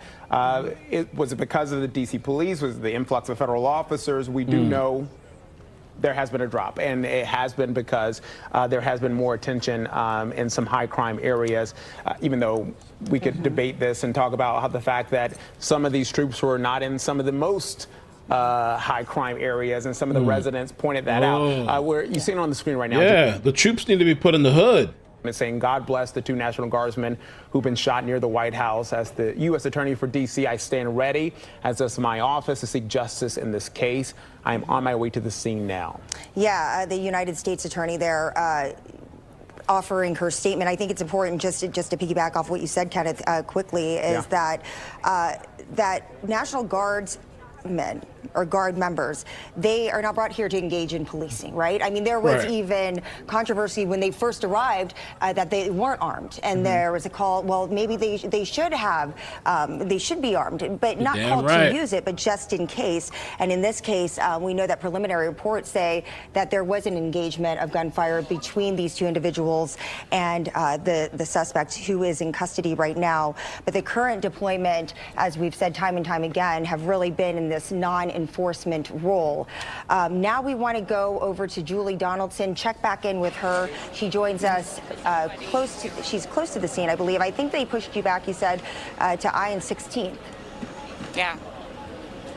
Yeah, they did. We were over at 17th when we first got here at 3 o'clock, but they quickly said they wanted to expand their active search area and their investigation area, so they pushed all the media back down to 16th Street. So here we are at 16th and I. There's still a lot of course, media out here covering this. There's a lot of spectators that are walking around trying to just figure out what is going on. But we came across Michael. Michael was here at the time that this went down. Tell us, Michael, what time around was it, and what were you doing, and what did you hear? Well, it was the afternoon, and I was walking to lunch, and it got to 17th and I Street, and we heard gunshots. So we ran about 4 or 5 storefronts down I Street. Then we kind of thought maybe it was construction. Then we heard another round of gunshots, probably like 10 seconds later, maybe even less. So we ran a little bit further. Then, after that, like a minute after that, a lot of people thought it was construction. So, like a lot of security people are out in the street. So I went back to get my lunch and witnessed they had one person pinned down and yelling at him to stay down. And then there were 2 National Guards on the ground. One, it looked like they were trying to resuscitate. And then there were a couple of National Guard that were hugging each other that were obviously very upset about what had happened. What kind of emotions are you going through as you're witnessing this? Well, I mean, there's a little bit of adrenaline and, at one point even disbelief, it was a little bit surreal. You see this stuff on TV, you don't expect to witness it yourself. The man that they had pinned down, I wouldn't want to subject that it was a man, but the person that they had pinned down, do you know what they were wearing? Can you describe them at all? Yeah, like I said, I took some photos. I'd have to zoom in. I do know that it looked like there were 2 people pinning him down. One man may have been a civilian. He was wearing a black hat and had a beard. And then it looked like there was another National Guard, perhaps pinning him as well. And there was a lot of broken glass from the bus stop on the scene as well. Broken glass bus stop. Why was there broken glass there? I'm guessing from the gunshots, because it wasn't broken before that. And you said there were 2 different rounds of it. Sam said they will put their boot on your throat. Then what? Why would they put their boot on my throat? I don't understand that. They'll put their boot on your throat. Why? It took like a couple more minutes for some more police to show up, and then probably about 5 minutes later, a rush of police came. That's when, the police were armed. That's when the EMT showed up. Chiba, and then they started to push us back from 17th and I Street across the street from. Did you talk to any police on just kind of what you saw and what you witnessed at all here? No, I mean, they had me go back inside my place of business. Didn't want to let us out white for a little bit of time. Okay, what are they saying? Oh my god, I gotta try to understand this. Sam said what they said. Okay, they will put their boot on your throat, then what? And then he said, do you deny? Yeah, I deny. I don't know. I don't commit crime. I mean, I don't know. I've never been arrested. I don't know what to tell you. I mean, I've been stopped, traffic stops, I don't know, maybe 2 or 3 times, I think. And I remember one time, this was a long time ago. Oh my God, decades ago, but the cop, I have a system in my car now, but back then I had like an actual bigger system. I'm too old for and so when I got pulled over, I turned down my music, and I never forget it. The cop was like, I appreciate that. Thank you so much for doing that. And I'm like, what? I'm like, okay. I just thought that was like the normal human decency thing. We're going to have a conversation. There's something happening here. Let me turn the music down. And I guess he was just kind of shocked because of the way society is, I guess. Sam Prager said, you simply don't understand. My friend's dad was Auschwitz. They will come for you. Who's they, though? I'm like 40 years old. How long am I supposed to wait for these people to come for me?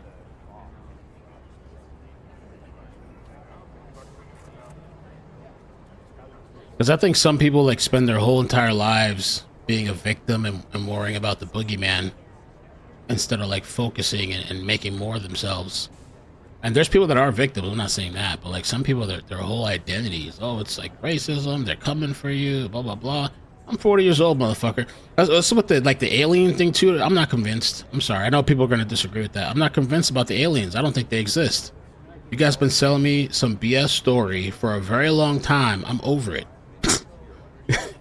It's save that story for the kids, the next generation and stuff.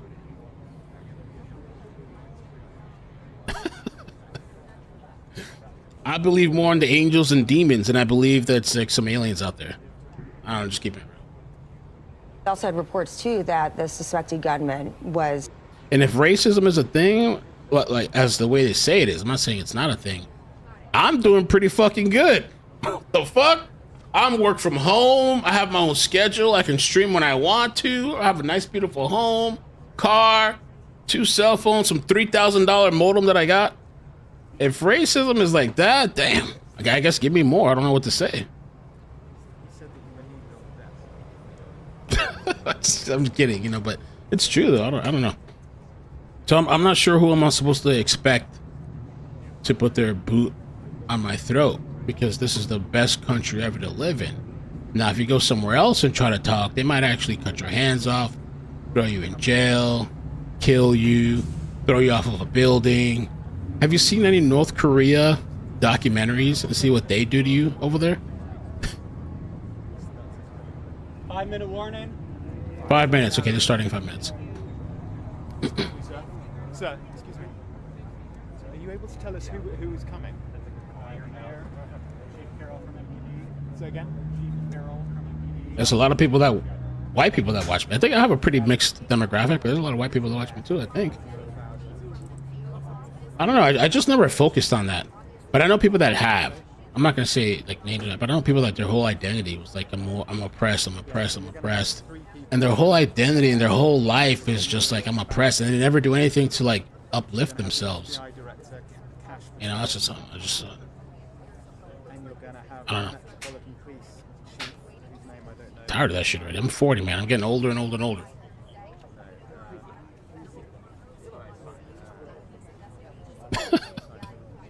And honestly, when I was growing up, we didn't care about that. To be honest with you, that wasn't a topic. I mean, now it is. But when I was growing up, like, we didn't care. We didn't like. I mean, I guess I hung out with a lot of different groups because I hung out with the headbangers. I hung out with like the little gangster wannabe thugs, whatever. I hung with all different types of groups. I didn't care about you transitioning when I was a child in school. I didn't care about like the bathroom. I wasn't even thinking about sex at that age. Now it's like everything. And then you're transitioning. I'm changing my name and sex and operation and popping pills. I wasn't thinking that when I was a kid growing up. It wasn't even a thought in my head. It's the media, the cartoons, and the parents that makes it a topic in your head. Because that's all that's everywhere now. That's all you see now. I think I cared about that shit when I was growing up as a kid. I was playing Super Nintendo. Is that Cash Patel? Oh shit! Cash Patel!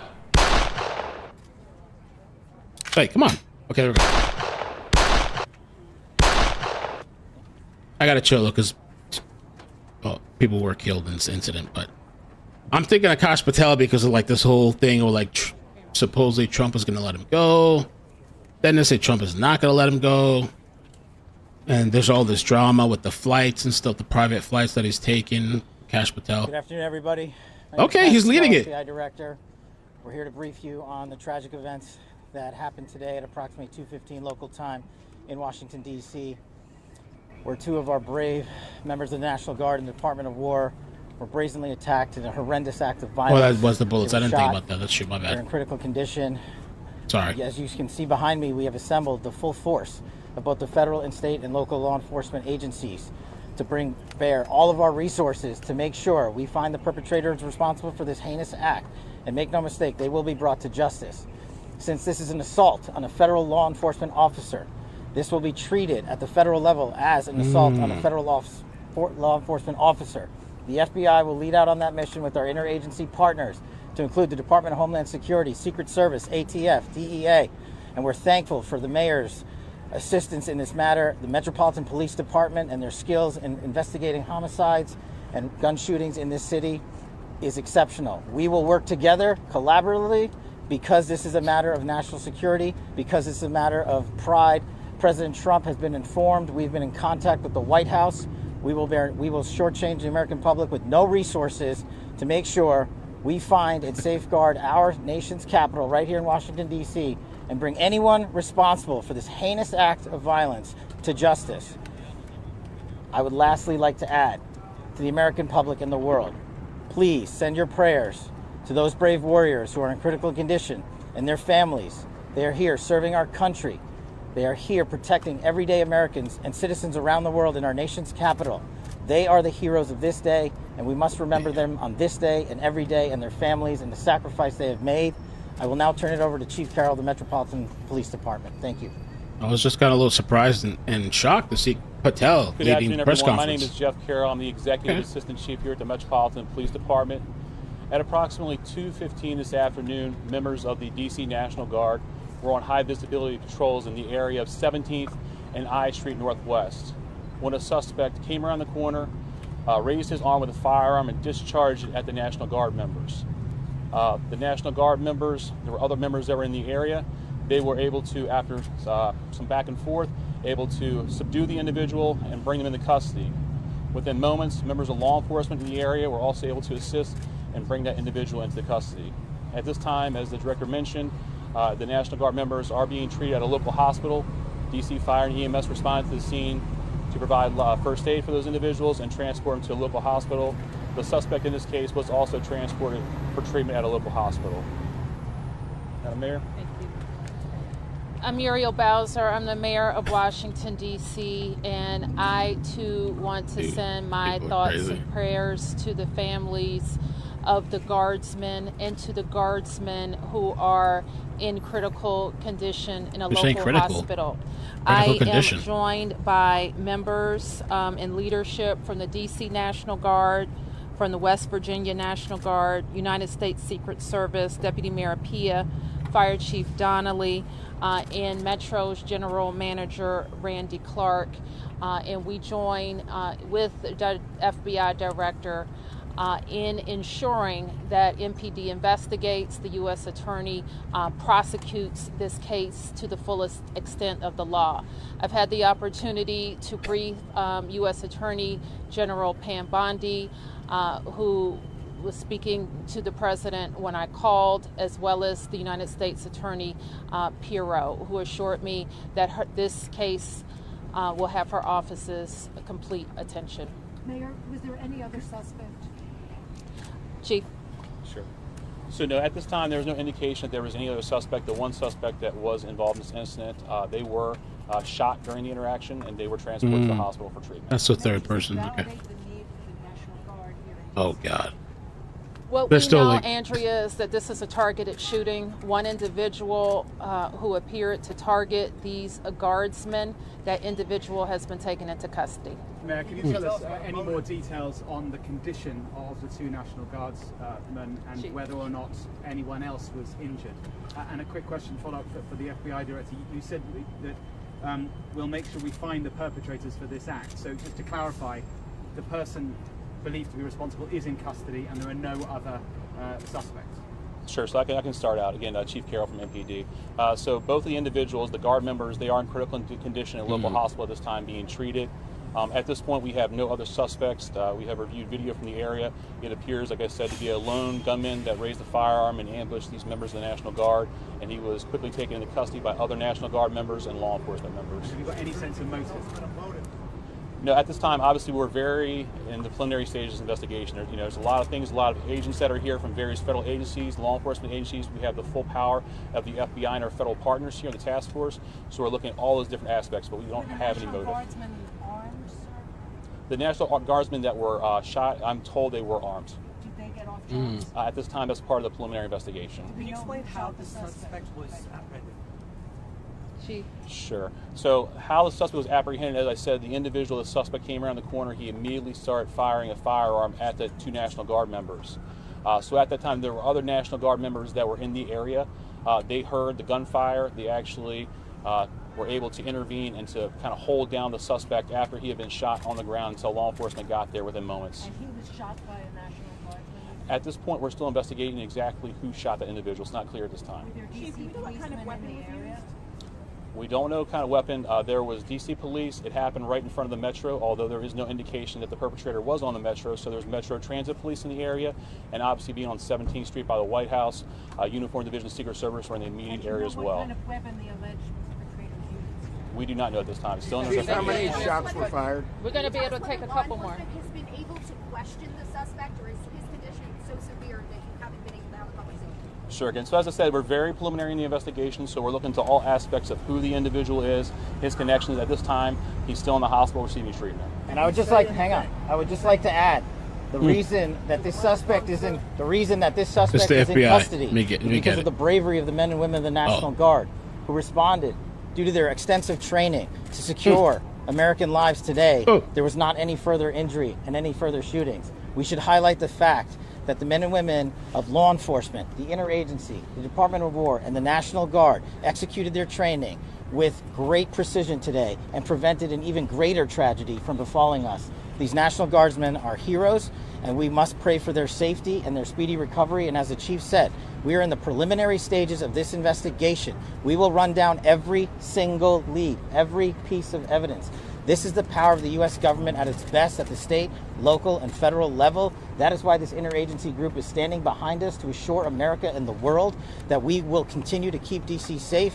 And thankfully, we have Metropolitan Police Department, the National Guardsmen, and federal agents, and the Department of Justice and the Attorney General willing to prosecute the mission to keep Americans safe And President Trump has rightly stated that this heinous act will be investigated, and he has thanked the National Guardsmen and women and the men and women of law enforcement. Thank you. Did the suspect say anything at the time? Why did the West Virginia governor say that they Chief, was anyone else? There was one press conference. I forgot what story it was that we covered, and I could tell that they hated Kash Patel, like the governor, the mayor, the officials. And there was, I can't remember which one it was. They literally, while they were still talking and asking questions to Kash, they all started walking away and left him by himself. I was like, oh shit. I don't know, but yeah, he's coming under a lot of scrutiny. And so here's the thing. They're saying that the National Guard that was shot are in critical condition. So there was conflicting reports because they said they were dead, now they're alive. How do you even mix that up? But one thing I am wondering, because I remember a story a while back. I don't remember the actual details, but I remember that there was like a cop shot, the cop was killed, and they were saying the cop was killed. We all knew it. And then they kind of took it back because they wanted to like tell the family first or something like that. So I don't know. I don't know if that's one of these types of situations, but hopefully, hey, I pray, that they're in critical condition or alive, they recover. We'll hope for that. So it's a weird kind of mix up. How do you mix it up? Because it's not just like a random person, on Twitter or X or Facebook was like, hey, they're dead. No, it was literally the governor, bro. The governor had said, we're devastated by the news of the two members that were shot earlier today. One did not survive the attack, and the other one was taken to a nearby hospital. Maybe he mixed it up. It's possible he mixed it up, but that's a pretty big deal.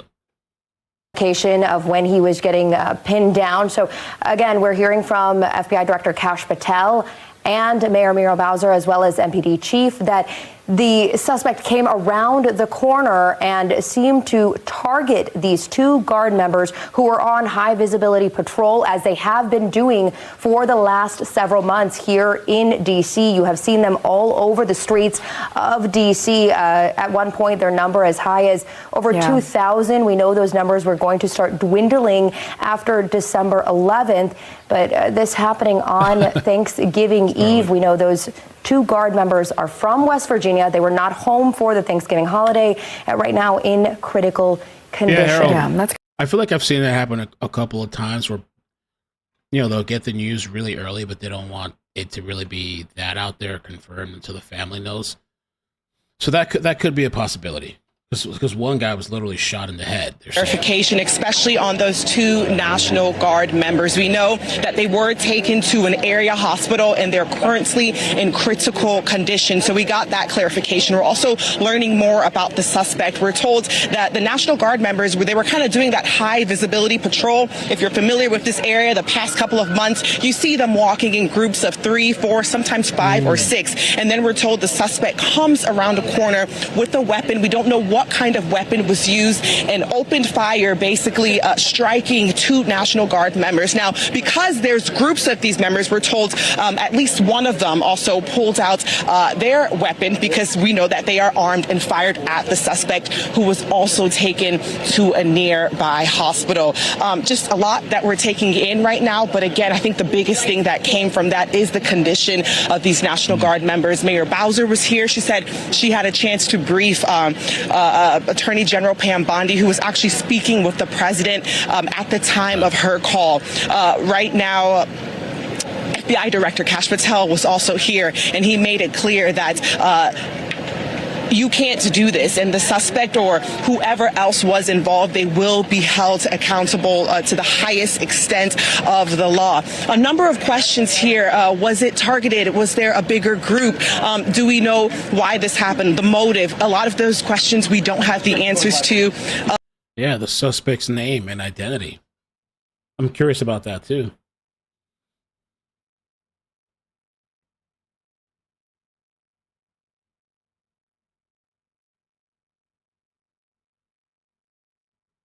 Ooh.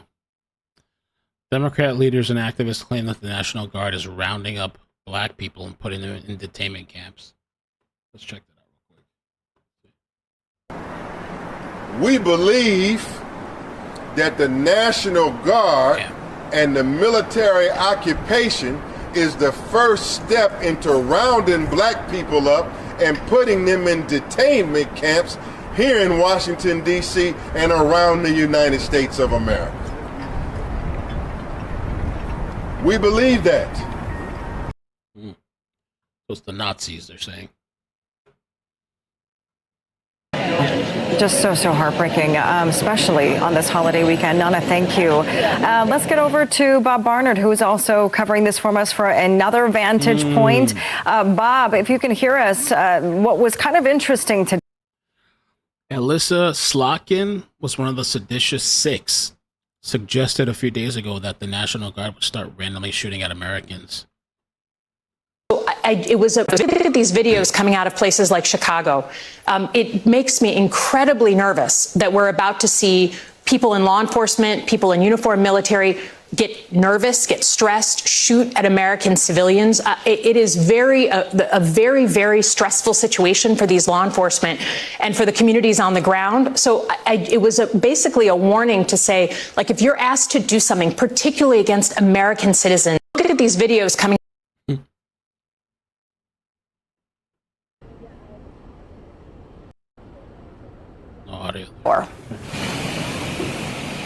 Yeah, Homa and Sharin, we're still in the same basic position we were in. The White House is behind us now. You're looking at one of the scenes here, and what I've just been told. Okay, I may zone in on that for a little bit. Farragut North Square, right?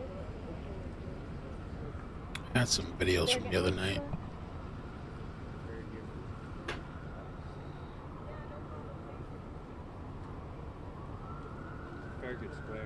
Farragut Square. But then we'll pan to the right here, and we see some movement here. So we've been seeing, some of the officials who were at that news conference coming and going.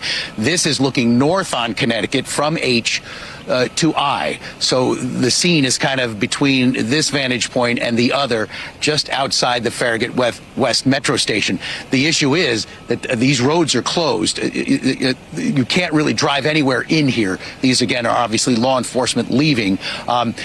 We're on foot able to get this close, which is closer than most because we're on kind of the back side, reports extreme northwest corner we finally of got a little bit more Square. definitive But there are answer a lot there. of people They're who still are in critical stranded here, condition, fighting for their lives at a local hospital. So that's obviously something that we still want to pay attention to and hopefully get updates as we go through the night. It's still early in the evening. This happened just a few hours ago, and you still see a really, really busy scene out here. I imagine it's going to look like this for the next few hours, but for now, I'll go ahead and send it back to you in the studio. Celem było 2 żołnierzy Gwardii Narodowej. To jakby odpowiedzi nasuwają się same. Let me know if I have another hit. Zapowiada, że sprawca tego ataku będzie... Hey, how are you doing? Pretty wild 24 hours for you guys. Let me turn off the mic so you could... Let me get one sec. I can't say anything, I know. I know, I figured. I thought just in case you were, so you know. Everybody in the mama. Are you guys expecting any other?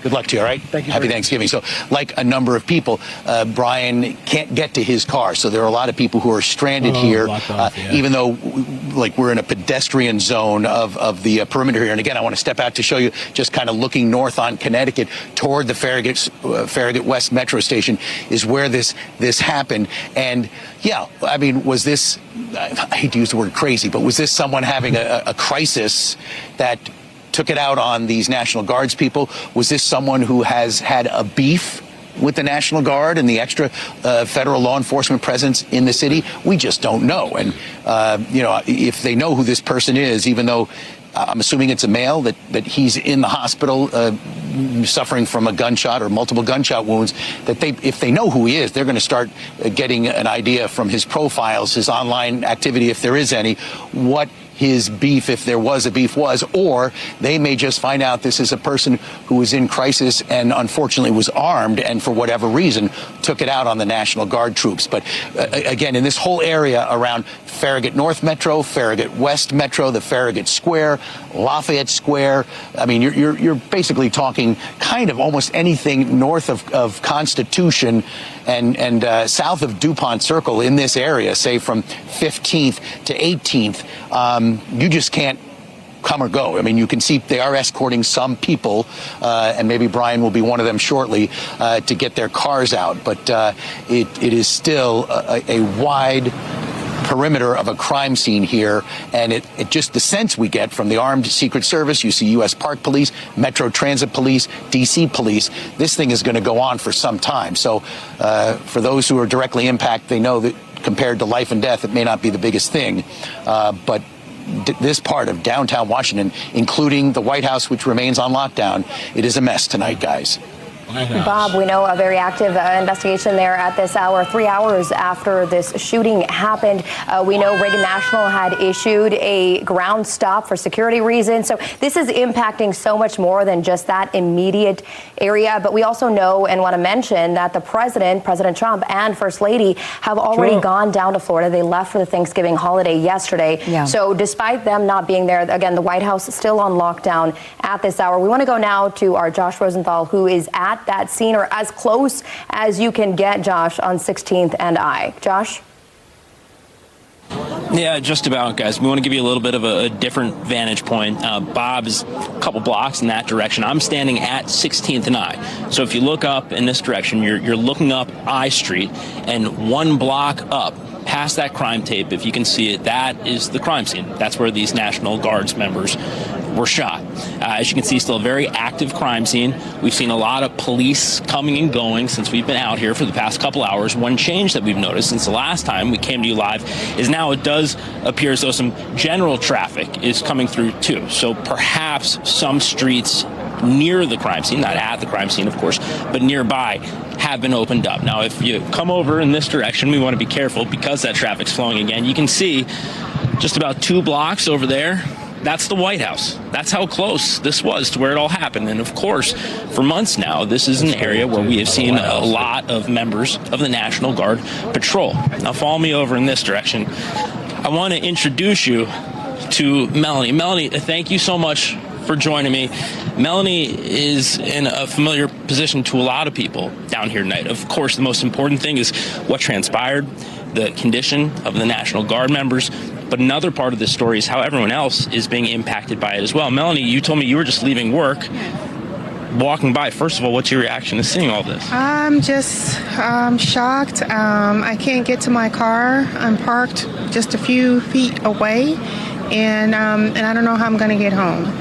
Which is another part of this story. This is a very, very busy area. You have people getting off work. You also have a lot of people who've come down here to D.C. for the holidays. We spoke to a couple people earlier who said that they were just here to spend a night in D.C. A lot of them can no longer get to their vehicles because they're too close to the crime scene. Melanie, first of all, I'm sorry to hear that. Has anybody talked to you? Have you been given any guidance? No, not yet.